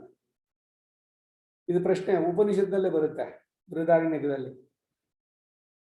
ಅದಕ್ಕೆ ಹೇಳ್ತಾನೆ ಅವನು ಗುರು, ಅದಿದೆಯಲ್ಲ ಕಾಳು, ರಾಗಿ ಕಾಳು ತರ, ಅದನ್ನ ಆ ಭೂಮಿನಲ್ಲಿ ಹಾಕು, ಅದಕ್ಕೊಂದು ಸ್ವಲ್ಪ ನೀರು ಹಾಕು, ಅದಕ್ಕೊಂದು ಸ್ವಲ್ಪ ಸಮಯ ಕೊಡು, ಅದು ಚಿಗಿರಿ ಮೊಳೆಗೊಡೆದು ದೊಡ್ಡದಾಗಿ ಬೆಳೆದು ಬೃಹದಾಕಾರವಾದ ವೃಕ್ಷ ಆಯ್ತು.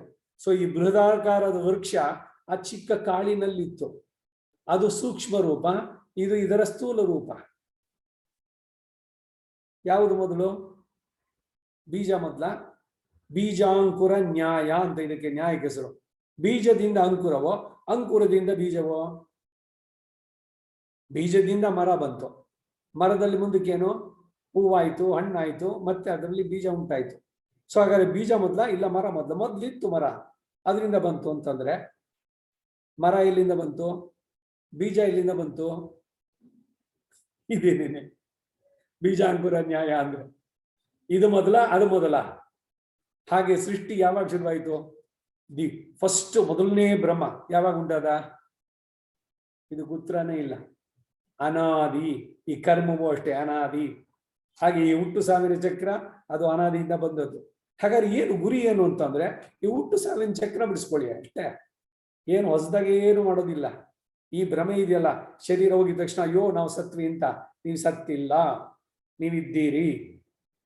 ಈ ಶರೀರ ಬಿಟ್ರೆ ಇನ್ನೊಂದು ಶರೀರ. ಇವತ್ತು ನೆನ್ನೆ ಒಂದು ಡ್ರೆಸ್ ಆಯ್ತು, ಇವತ್ತು ಇನ್ನೊಂದು ಡ್ರೆಸ್ಸು, ನಾಳೆ ದಿವಸ ಮತ್ತೊಂದು ಡ್ರೆಸ್ಸು. ಇದೇ ಡ್ರೆಸ್ಸು ಪರ್ಮನೆಂಟ್ ಆಗಿ ನೀವು ಹುಟ್ಟಿದ ಕ್ಷಣದಿಂದ ರಾತ್ರಿ ತನಕ ಒಂದೇ ಡ್ರೆಸ್ ಇರುತ್ತೇನೋ? ಹಾಗೆ ಶರೀರಕ್ಕೆ ಬಂದಂತಹದ್ದು ಇವನ ಕರ್ಮದ ಪ್ರಕಾರ ಉಚ್ಚತಮವದ್ದೋ ನೀಚವಾದದ್ದೋ ಕ್ರಿಮಿಕೀಟವೋ ಗಿಡ ಪಕ್ಷಿಗಳೋ ಸ್ಥಾವರವೋ ಅವನವನ ಕರ್ಮದ ಪ್ರಕಾರ. ಅಂತೂ ಆತ್ಮ ಅದರ ಮೂಲ ಸ್ವರೂಪದಲ್ಲಿ ಜ್ಞಾನ ಆನಂದಮಯ. ಆಯಾಯ ಶರೀರ ಪಡೆದಾಗ ಅದಕ್ಕೆ ಸಹಜವಾಗಿ ತಾನು ಮನುಷ್ಯ, ನಾನು ಈ ಮನುಷ್ಯ, ನಾನು ಒಂದು ಆನೆ, ನಾನೊಂದು ಕ್ರಿಮಿ, ನಾನೊಂದು ಇರುವೆ ಅಂತ ಅವನವನು ಅನ್ಕೊಳ್ತಾನೆ ಅಷ್ಟೆ. ಶರೀರವೇ ನಾನು ಅನ್ನುವಂಥದ್ದೇ ಮಾಯೆ. ಮಾಯಾಂತು ಪ್ರಗತಿಂ ವಿದ್ಯೆ ಮಾಯಿನಂತು ಮಹೇಶ್ವರ. ಇವೆಲ್ಲ ಅನೇಕವಾಗಿ ಹೇಳುವಂಥದ್ದು. ಸೊ ಆ ವಿವೇಕ ಬರಬೇಕು. ಇಲ್ಲಿ ಬ್ರಹ್ಮಾಂಡ ಮೊಳಕೆ ಒಡೆದ ಬೀಜದಂತೆ ಕ್ರಮವಾಗಿ ಸ್ಥೂಲತೆಯನ್ನು ಪಡೆದದ್ದು. ವ್ಯಕ್ತವಾದ ಸ್ಥಿತಿ, ಅವ್ಯಕ್ತ ಸ್ಥಿತಿಯಿಂದ ವ್ಯಕ್ತ ಸ್ಥಿತಿಗೆ ತದಂಡಮಿತಿ. ಆಗ ಬ್ರಹ್ಮಾಂಡವು ಉತ್ಪನ್ನವಾಯಿತು. ಆ ಅಂಡಂ ಎಂಬುದು ಆಂಡಂ ಎಂಬಲ್ಲಿ ಛಂದಸ್ಸಿನ ಪ್ರಯೋಗವಾದ ಕಾರಣ ದೀರ್ಘವು ಎಂದಿದೆ. ತತ್ ಸಂವತ್ಸರಸ್ಯೇತಿ. ಪದಗಳು ಬೇರೆ ಬೇರೆ ಭಾಷೆಯಲ್ಲಿ ಬಂದಾಗ ಅದರ ಅರ್ಥ ಬೇರೆ ಆಗುತ್ತೆ. ಈಗ ಆಂಡು ತಮಿಳಿನಲ್ಲಿ ಪಲ್ಲಾಂಡು ಅಂದ್ರೇನು? ಹಲವಾರು ವರ್ಷಗಳು. ಆಂಡು ಆಂಡುಗಳ್ ತಿಂಗಳಾಯ್ ಹೇಳ್ಬೇಕಾದ್ರೆ ಕಾಲದ ಒಂದು ಇದನ್ನು ಹೇಳುತ್ತೆ.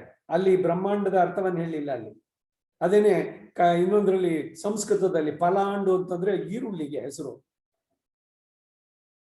ಪಲ್ ಆಂಡ್ ಹಲಕಾಲ ಕೆಲಕಾಲ ಹಲವು ಸಾಸಿರ ಕಾಲ ಫಲ ಕೋಟಿ 100,000 ಮಲ್ಲಾಂಡ ತಿಂತೋಳ್ ಮಣಿವಣ್ಣ. ಮಲ್ಲರನ್ನ ಜಯಿಸಿದಂತಹ ದೀರ್ಘವಾದ ಬಾಹು, ಶಕ್ತಿಶಾಲಿಯಾದಂತಹ ಇದನ್ನ ಇಟ್ಕೊಂಡಿರುವಂತಹ ಮಣಿವಣ್ಣ. ಉನ್ ಶೇವಡಿ ಶವಿ ತಿರುಕಾಪೆ. ನಿನ್ನ ಕೃಪೆಯಿಂದ ನಿನ್ನ ಚರಣವನ್ನು ತೋರಿಸೋ ನನಗೆ ಚೆಲುವರ ಅರಸನೆ. ಆ ಪ್ರಾರ್ಥನೆ ಅಲ್ಲಿ. ಸೊ ಇಲ್ಲಿ ಆಂಡಂ ಚತುರ್ದಶ ಭುವನಾತ್ಮಕಂ ಅಂಡಂ. 14 ಭುವನಗಳು ಅಂದ್ರೆ ಲೋಕಗಳು ಹೆಸರುಗಳನ್ನು ಕೊಟ್ರು. ಭೂಹು ಭುವಃ ಸುವಹ ಮಹಃ ಜನಃ ತಪಃ ಸತ್ಯಂ. ಮೇಲಕ್ಕಿರುವಂತ ಲೋಕಗಳು. ಕೆಳಗಡೆಗೆ ಅತಲ ಸುತಲ ವಿತಲ ತಲಾತಲ ರಸಾತಲ ಮಹಾತಲ ಪಾತಾಳ ಕೆಳಗಡೆದು. ಮಧ್ಯದಲ್ಲಿರೋದು ಭೂಮಿ. ಒಟ್ಟು ಸೇರಿ 14. ಈ 14 ಸೇರಿದ್ರೆ ಒಂದು ಬ್ರಹ್ಮಾಂಡ. ಇಂತಹ ಅನೇಕ ಕೋಟಿ ಬ್ರಹ್ಮಾಂಡಗಳಿಗೆ ನಾಯಕ ಅವನು. ಅಖಿಲಾಂಡ ಕೋಟಿ ಬ್ರಹ್ಮಾಂಡ ನಾಯಕ. ಅವನಿಗೆ ಅಡ್ರೆಸ್ ಮಾಡ್ಬೇಕಾದ್ರೆ ಹೀಗೆ ಅಂಡ ಅನ್ನೋದು ಹೇಗೆ ಉತ್ಪತ್ತಿ ಆಯ್ತು ಅನ್ನೋ ಮಾತು ಬಂತು.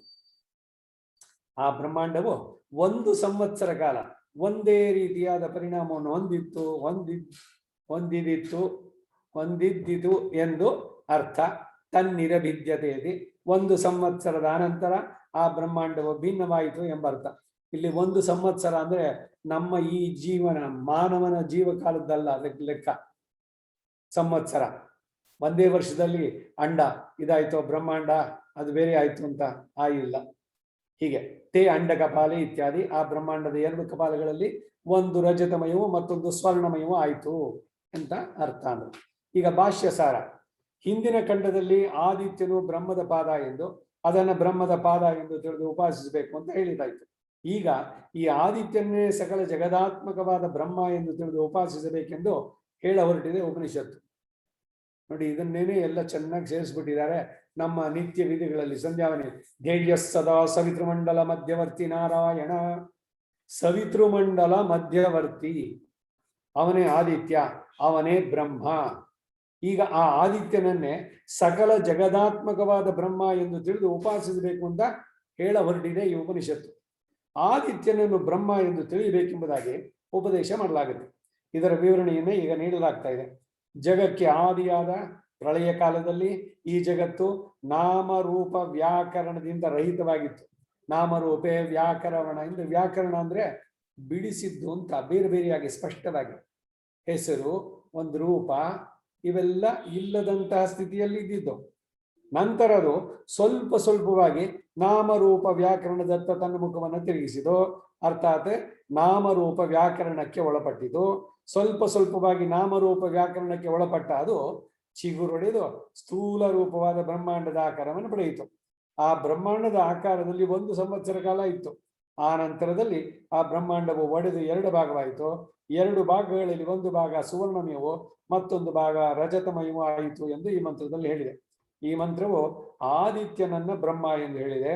ಈ ಮಂತ್ರವು ಆದಿತ್ಯನನ್ನ ಬ್ರಹ್ಮ ಎಂದು ತಿಳಿಸಲು ಪೀಠಿಕಾ ರೂಪವಾಗಿ ಹೊರಟಿದೆ ಎಂದು ತಿಳಿಯಬೇಕು. ಮುಂದಕ್ಕೆ ಹೋಗೋಣ. 2ನೇ ಮಂತ್ರ 19ನೆಯ ಇದರ ತೃತೀಯ ಪ್ರಪಾಠಕದಲ್ಲಿ ಖಂಡ.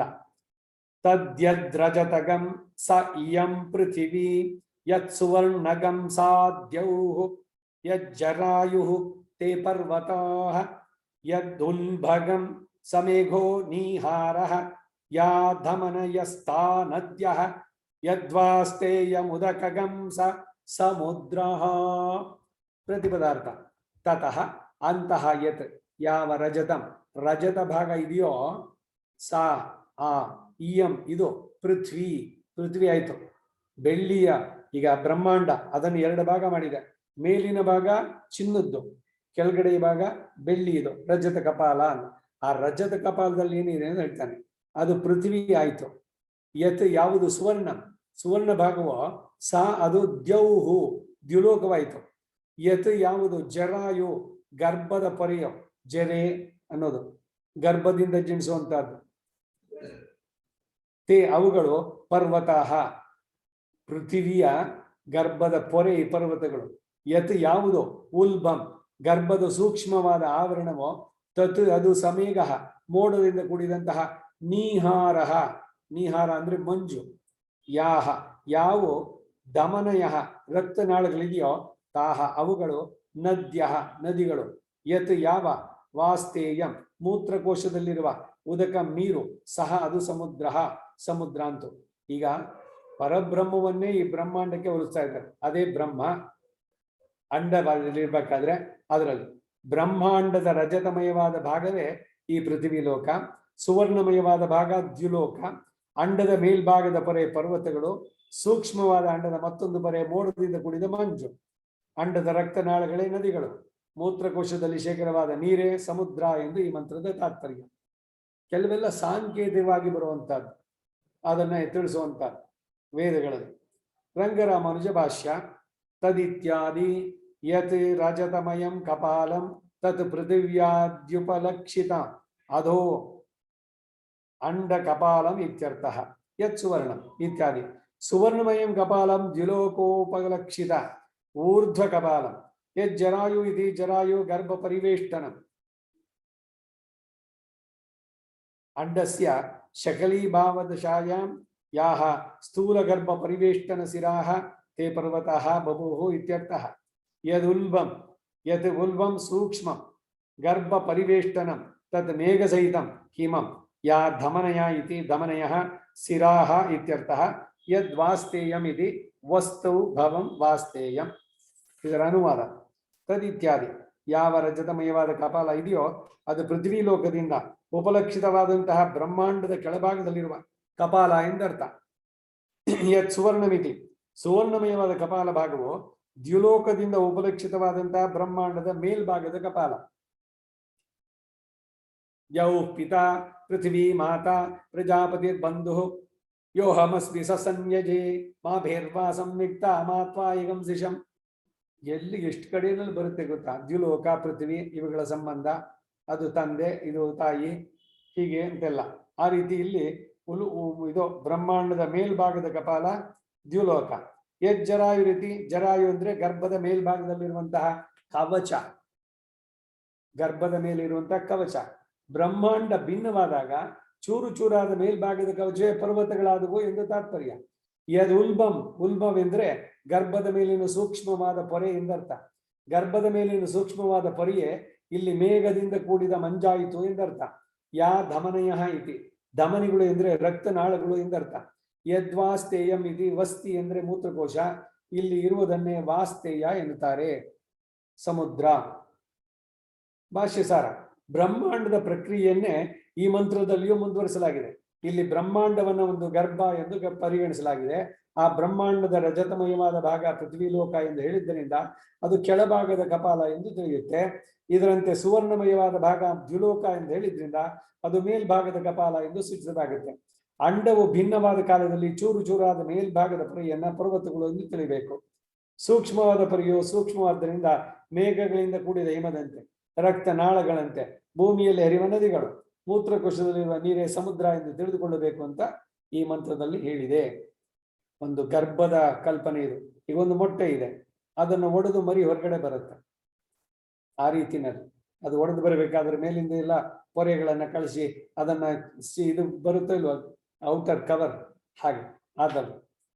ಅಥ ಯತ್ತದ ಜಾಯತ ಸೋಸಾವಾದಿತ್ಯ ತಂ ಜಾಯಮಾನಂ ಘೋಷ ಉಲೂಲವೋನೂದತಿಷ್ಠನ್ ಸರ್ವಾಣಿ ಚ ಭೂತಾನಿ ಸರ್ವೇ ಚ ಕಾಮಾಃ ತಸ್ಮಾತ್ ತಸ್ಯೋದಯಂ ಪ್ರತಿ ಪ್ರತ್ಯಾಯನಂ ಪ್ರತಿ ಘೋಷ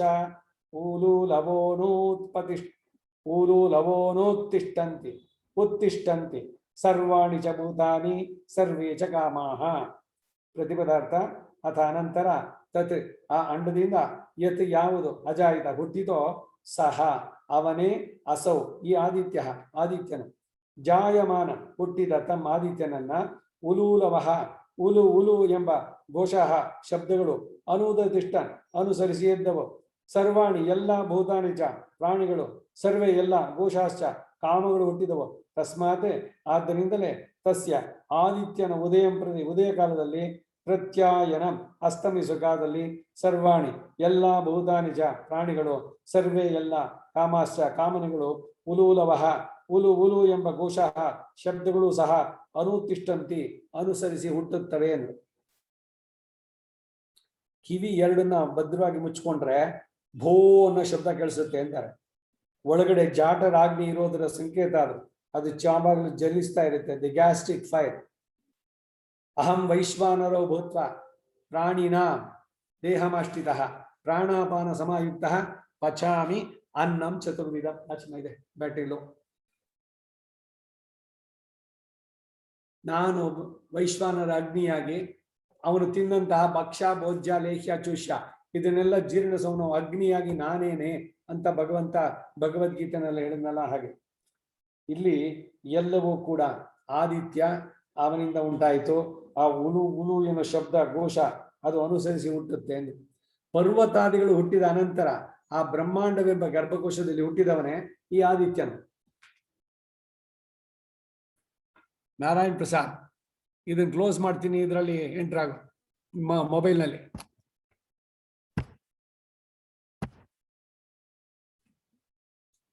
ಹಾ ಶುಭ ಆಯ್ತು. ಹಾ ಮುಂದುವರ್ಸೋಣ.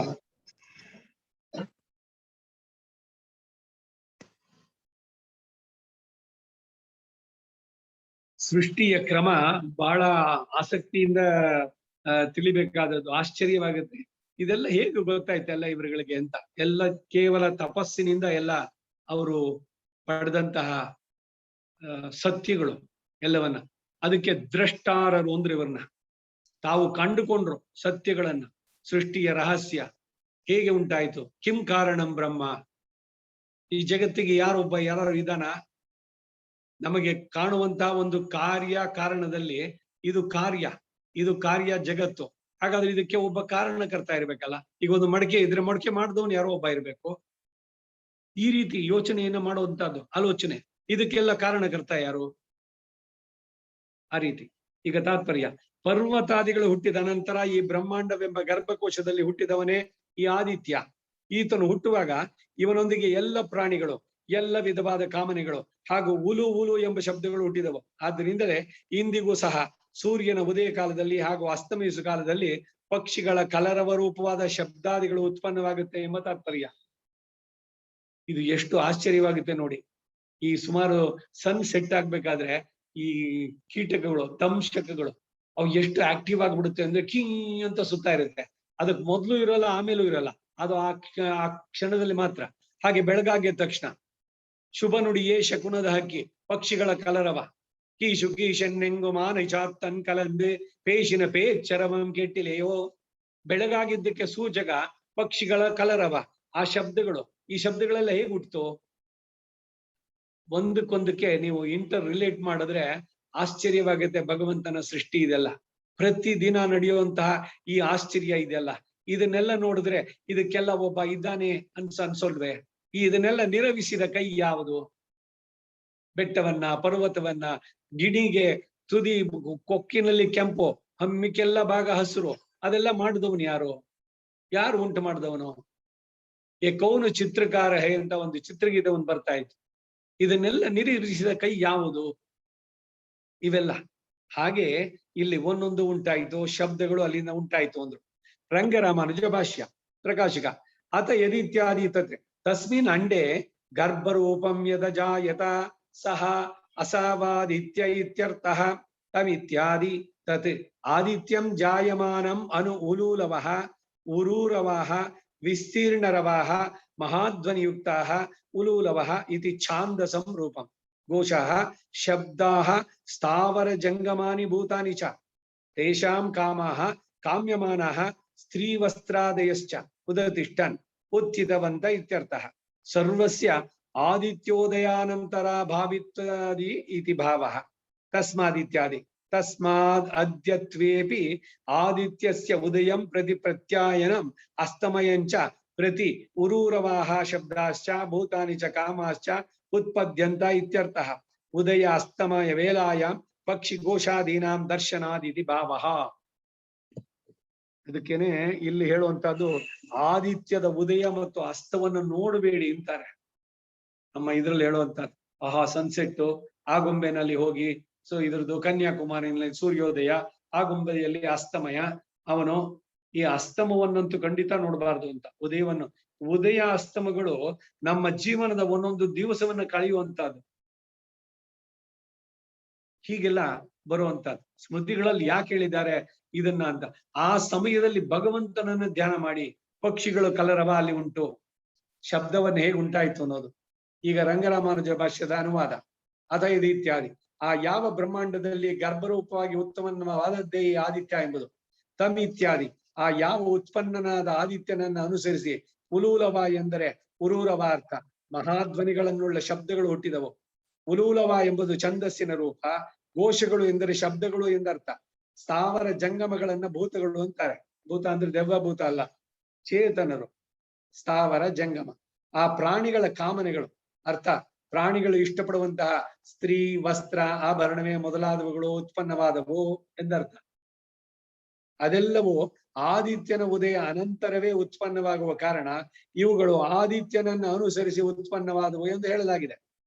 ತಸ್ಮಾದ್ ಇತ್ಯಾದಿ ಆದ್ದರಿಂದಲೇ ಇಂದಿಗೂ ಕೂಡ ಆದಿತ್ಯೋದಯ ಕಾಲದಲ್ಲಿ ಮತ್ತು ಆದಿತ್ಯನು ಅಸ್ತಮಿಸುವ ಕಾಲದಲ್ಲಿ ಮಹಾಧ್ವನಿಯುಳ್ಳ ಶಬ್ದಗಳು ಸಕಲ ಪ್ರಾಣಿಗಳು ಹಾಗೂ ಅವುಗಳ ಕಾಮನೆಗಳು ಉತ್ಪನ್ನವಾಗುತ್ತೆ ಎಂದರ್ಥ. ಬೆಳಗ್ಗೆ ಸಂಜೆ ಸಂಧಿ ಕಾಲ. ಆ ಸಂಧಿ ಕಾಲದಲ್ಲಿ ನಾವು ಏನು ಮಾಡಬೇಕು ಅಂದ್ರೆ ಸ್ಮೃತಿಗಳು ಹೇಳೋದು ಭಗವಂತನ ಧ್ಯಾನ ಮಾಡಿ. ಈ ಸನ್ಸೆಟ್ ಸನ್ರೈಸ್ ನೋಡ್ತಾ ಕೂತ್ಕೋಬೇಡಿ. ಎಷ್ಟು ವಿಚಿತ್ರ ನೋಡಿ ಈಗಿನ ನಮ್ಮ ಆಚರಣೆಗಳಿಗೂ. ಈ ಸೂರ್ಯೋದಯ ನೋಡೋಕ್ ಎಲ್ಲಿಂದನೋ ಅಲ್ಲಿ ಹೋಗ್ಬಿಟ್ಟು ಸೂರ್ಯ ಈಗ ಆಗುಂಬೆ ತನಕ ಹೋಗಿ ಅಲ್ಲಿ ಸೂರ್ಯನ್ ನೋಡಿ ಬರ್ಬೋದು ಅಂತ. ಇದು ಉಪಯುಕ್ತವೇ ಅಂತ? ಸನ್ಸೆಟ್ ಸನ್ರೈಸು ಆ ಟೈಮ್ನಲ್ಲಿ ನಾವ್ ಏನ್ ಮಾಡ್ಬೇಕು ಅದನ್ನ ತಿಳಿಸುತ್ತೆ. ಇಂದಿಗೂ ಕೂಡ ಆದಿತ್ಯ ಉದಯ ಕಾಲದಲ್ಲಿ ಮತ್ತು ಆದಿತ್ಯನ ಅಸ್ತಮಿಸುವ ಕಾಲದಲ್ಲಿ ಮಹಾಧ್ವನಿಯುಳ್ಳ ಶಬ್ದಗಳು ಸಕಲ ಪ್ರಾಣಿಗಳು ಹಾಗೂ ಅವುಗಳ ಕಾಮನೆಗಳು ಉತ್ಪನ್ನವಾಗುತ್ತೆ ಅಂತ. ಈಗ ಚಂದ್ರಮ ಮನಸೋ ಜಾತಃ, ಮನಸ್ಸಿಗೆ ಅವನು ಅಧಿದೇವತೆ ಚಂದ್ರ. ಚಂದ್ರನ ಇದು ಕ್ಷಯ ವೃದ್ಧಿ ಇದೆ ತಾನೆ. ಶುಕ್ಲ ಪಕ್ಷ ಕೃಷ್ಣ ಪಕ್ಷಗಳು. ಸೊ ಶುಕ್ಲ ಪಕ್ಷದ ಕಡೆಗೆ ಹುಣ್ಣಿಮೆ, ಕೃಷ್ಣ ಪಕ್ಷದ ಕಡೆ ಅಮಾವಾಸ್ಯೆ. ಆ ಕಡೆಯ ದಿವಸಗಳಲ್ಲಿ ಸಮುದ್ರದ ಉಬ್ಬರ ಜಾಸ್ತಿ ಆಗತ್ತೆ. ಹಾಗೇನೆ ಮನೋರೋಗಿಗಳಿಗೆ ಆ ಇದು ಉಲ್ಬಣವಾಗುತ್ತೆ ಆ ಸಂದರ್ಭದಲ್ಲಿ ಅಂತ. ಒಂದಕ್ಕೊಂದಕ್ಕೆ ಹೇಗೆ ಇಟ್ ಇಸ್ ಕನೆಕ್ಟೆಡ್. ಇವ್ರ ಮನೆ ಒಳಗಡೆ ಇರ್ತಾರೆ, ಇವತ್ತು ಹುಣ್ಣಿಮೆ ಅಂತ ಗೊತ್ತಿಲ್ಲ. ಆ ಮನೋರಾಗಿಯಾದವನಿಗೆ ಅವತ್ತು ಅದು ಉಲ್ಬಣ ಅವಸ್ಥೆಗೆ ಹೋಗೋದು ಯಾಕೆ? ಹೌ ಇಟ್ ಈಸ್ ಇಂಪ್ಯಾಕ್ಟ್ ಒಂದೊಂದರದು ಅಂತ. ಇದೇನ್ ನೇರವಾಗಿದ್ಯಾ? ಇಲ್ಲ ಅವನೋಗ್ ಚಂದ್ರನ್ ನೋಡೋದ್ನ? ಪರಿಸರ ಇದರಿಂದಾನೇ ಹೇಗ್ ಬರುತ್ತೆ? ಈಗ ಉತ್ತರ ದಿಕ್ಕಿನಲ್ಲಿ ಮಲಗಬೇಡಿ ಅಂದ್ರು, ಸೈನ್ಸ್ನವ್ರು ಹೇಳ್ಬೇಕು ಅದಕ್ಕೆ. ಇಲ್ಲ ಅಲ್ಲಿ ಮ್ಯಾಗ್ನೆಟಿಕ್ ಇದ್ರಲ್ಲಿ ಇಟ್ ವಿಲ್ ಡ್ರೈನೇಜ್ ಇದ್ರದ್ದು ಎಲ್ಲ, ಅದರಿಂದ ತಲೆ ಆ ಕಡೆ ಇಟ್ಕೊಂಡ್ ಬರಬಾರ್ದು ಅಂತ. ನಮ್ದು ಕಥಾನಕಗಳಲ್ಲಿ ಬಂತು, ಆ ಶಿವನ ಇದ್ರದಕ್ಕೆ ಮಾಡಿದ್ರು. ಅದನ್ನ ತಮಾಷೆ ಮಾಡ್ಕೊಂಡು ಅವನ್ ತಲೆ ಕಡದ್ನಲ್ಲ, ಆ ತಲೆ ಎಲ್ಲೋಯ್ತು? ಅದ್ಯಾಕೆ ಒಂದು ಆನೆ ತಲೆ ಸಿಕ್ಸಿದ್ದದಕ್ಕೆ? ಇವನು ಕೈಲಾಸಕ್ಕೆ ಅಧಿಪತಿಯಾದವನು, ಅವನ ಮನೇನ ಒಂದು ಟಾಯ್ಲೆಟ್ ಇರ್ಲಿಲ್ವಾ? ಇಲ್ಲ ಅವಳು ಮಾಡಿದ್ದು ಅಂತ ಇವನು ಸರ್ವಜ್ಞನಾದ ಗೊತ್ತಾಗಲ್ವಾ ಅವನಿಗೆ? ಇವೆಲ್ಲ ಮಾತುಗಳೇ, ತರ್ಕಗಳೇ. ಯಾವುದೋ ಒಂದು ಕಥೆಯನ್ನ ಒಂದು ಸೂಚಕವಾಗಿ ಕೊಡ್ಬೇಕಾದ್ರೆ ಅದರಲ್ಲಿ ಏನಿದೆ ತತ್ವ ಅದನ್ನು ತಿಳಿಬೇಕೇ ಹೊರತು ಅದ್ರ ಬಗ್ಗೆ ಚರ್ಚೆ ಮಾಡ್ಕೊಂಡು ಕೂತ್ಕೊಂಡ್ರೆ ಇದು ವಿವೇಕ ಅನ್ಸತ್ತ?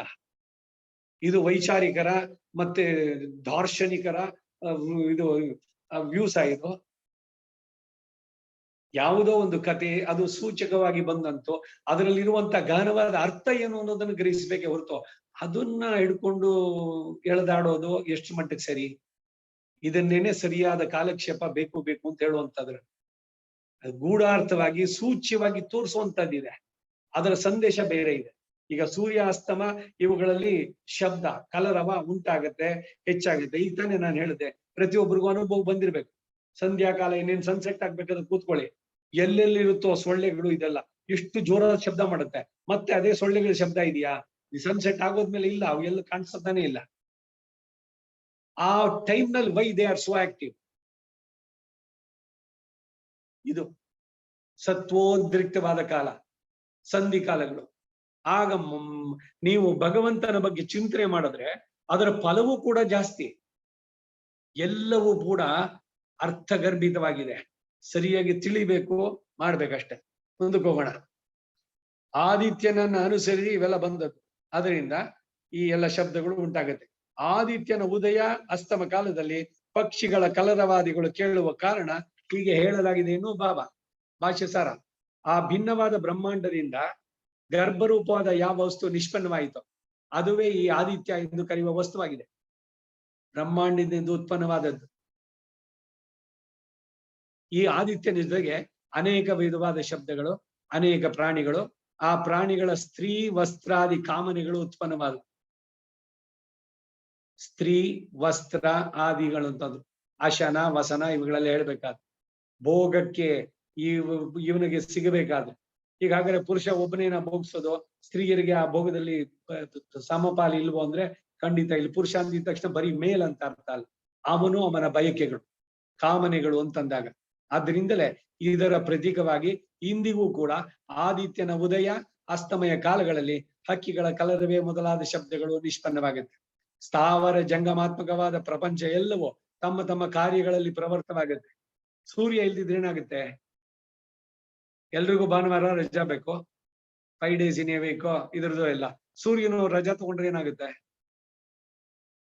ಎಲ್ಲ ಇಂದ್ರಿಯಗಳು ಹೇಳಿದ್ವು ನಾನೇ ಪ್ರಧಾನ ಅಂತ. ಇಲ್ಲಿ ಮನುಷ್ಯರು ಹೊಡೆದಾಡೋದಿರ್ಲಿ ಈ ಕತೆ ಉಪನಿಷತ್ನಲ್ಲಿ. ಕಣ್ಣು 1 ವರ್ಷ ನಾನು ಇರೋಲ್ಲ, ನೋಡೋಣ ಏನಾಗುತ್ತೆ ಅಂತ. ಈ ಕೋಳಿ ಸಾಕಿದ್ಲಲ್ಲ ಬದುಕಿ, ಆ ತರದಲ್ಲಿ ನನ್ನ ಕೋಳಿ ಕೂಗಿದ್ರೆ ಬೆಳಗಾಗೋದು, ಇಲ್ದಿದ್ರೆ ಆಗೋದಿಲ್ಲ. ಸೊ ನಾನು ದೊಡ್ಡದ್ ಮಾಡ್ತಾ ಇದ್ದೀನಿ, ನೋಡೋಣ ಇವರೆಲ್ಲ ಏನ್ ಮಾಡ್ತಾರೆ ಹಳ್ಳಿನವರೆಲ್ಲ ಅಂತ ಹೇಳಿ ಆ ಕೋಳಿನ ತನ್ನ ಸೆರಗಿನಲ್ಲಿ ಮುಚ್ಚಿಟ್ಕೊಂಡು ಹೋಗಿ ಕಾಡಿನಲ್ಲಿ ಮಲಗಿದ್ಲು. ಆಮೇಲೆ ಇದು ಬಂದ್ಲು, ಬೆಳಗಾಗ್ಬಿಡ್ತಾ ಹಳ್ಳಿನಲ್ಲಿ ಅಂತ ಕೇಳಿದ್ಲು. ಈ ರೀತಿಯ ಮೂರ್ಖತೆ ನಾವು ಮಾಡ್ತೀವಿ. ಆ ಕೋಳಿ ಕತೆ ಕೇಳಿದ್ವಲ್ಲ ಹಾಗೆ, ನಮ್ಮಿಂದಲೇ ಎಲ್ಲವೂ ಆಗುವಂತಹದ್ದು ಅಂತ. ಎಲ್ಲವನ್ನ ನೇಮಿಸೋನು ಯಾರು? ಇವೆಲ್ಲ ತಿಳಿಬೇಕಾದ. ಸ್ಥಾವರ ಜಂಗಮಾತ್ಮಕವಾದ ಪ್ರಪಂಚ ಎಲ್ಲ ತಮ್ಮ ತಮ್ಮ ಕಾರ್ಯಗಳಲ್ಲಿ ಪ್ರವರ್ತವಾಗುವುದಕ್ಕೆ ಕಾರಣ ಸೂರ್ಯ ರಶ್ಮಿ ಬೆಳಗಾದ ತಕ್ಷಣ, ಬಂದಿದ ತಕ್ಷಣ ಜಗತ್ತೇ ಪೂರ್ಣವಾಗಿ ಚೇತನ ಉತ್ಸಾಹದಿಂದ ಲವಲವಿಕೆಯಿಂದ ಪ್ರತಿಯೊಂದು ಪ್ರಾಣಿಗಳು, ಬರೀ ಮನುಷ್ಯ ಒಬ್ಬರೇ ಅಲ್ಲ, ಎಲ್ಲರೂ ಅವರವರ ತೊಡಗೋದು ಅವರವರ ಕರ್ಮಾಯುತವಾಗಿ ಕೆಲಸಗಳಲ್ಲಿ ಇವುಗಳಲ್ಲಿ ಮಾಡುವಂತದ್ದು. ಅದರಿಂದ ಏನು ಮುಂದಕ್ಕೆ ಅಂದ್ರೆ ಅಂತಹ ಆದಿತ್ಯನನ್ನೇ ಬ್ರಹ್ಮ ಎಂದು ಅರಿತು ಉಪಾಸನೆ ಮಾಡಬೇಕು ಅನ್ನೋದು ತಾತ್ಪರ್ಯ. ಆದಿತ್ಯವೇ ಪ್ರತ್ಯಕ್ಷವಾಗಿ ನಮಗೆ ಕಾಣಿಸುವಂತಹದ್ದು. ದೇಯ ಸದಾ ಸವಿತೃಮಂಡಲ ಮಧ್ಯವರ್ತಿ ನಾರಾಯಣ सरसिजासन सन्निविष्टः केयूरवान् मकरकुण्डलवान् किरीटिहारी हिरण्मय वपुः धृत शंखचक्रः ಶಂಖಚಕ್ರ ಗದಾಪಾಣೆ ಅವನೇನೆ ದ್ವಾರಕಾ ನೆಲೆಯ ಅಚ್ಯುತ, ದ್ವಾರಕೆಯಲ್ಲಿರುವಂತ ಅಚ್ಯುತ ಗೋವಿಂದ ಪುಂಡರೀಕಾಕ್ಷ. ಎಷ್ಟು ಚೆನ್ನಾಗಿ ಒಂದಕ್ಕೊಂದು ಕರಲೇಟ್ ಮಾಡ್ತಾನೆ ನೋಡಿ, ಅದಕ್ಕೆ ಸಂಬಂಧಗಳು ಸೇರಿಸುವಂತ ಆದಿತ್ಯ ರೂಪನಾದಂತಹ ಭಗವಂತ ಅವನೇನೆ ನಾರಾಯಣ ಮಧ್ಯವರ್ತಿ. ಹೀಗೆ ಇದು ಸಯ ಏತಮೇವಂ ವಿದ್ವಾನ್ ಆದಿತ್ಯಂ ಬ್ರಹ್ಮೇತ್ಯುಪಾಸ್ತೆ ಅಭ್ಯಾಸೋಹ ಯದೇನ ಸಾಧವೋ ಘೋಷ ಅಚ ಗಚ್ಚೇಯುರುಪಚ ನಿಮ್ರೇಡೇರನ್. 4ನೇ ಶ್ಲೋಕ. ಇದು ಏಕೋನವಿಂಶಃ. ಈ ಶ್ಲೋಕದ ಅರ್ಥ ಮುಂದಿನ ವಾರ ನೋಡೋಣ. ಸರ್ವಂ ಶ್ರೀ ವಾಸುದೇವಾರ್ಪಣಮಸ್ತು.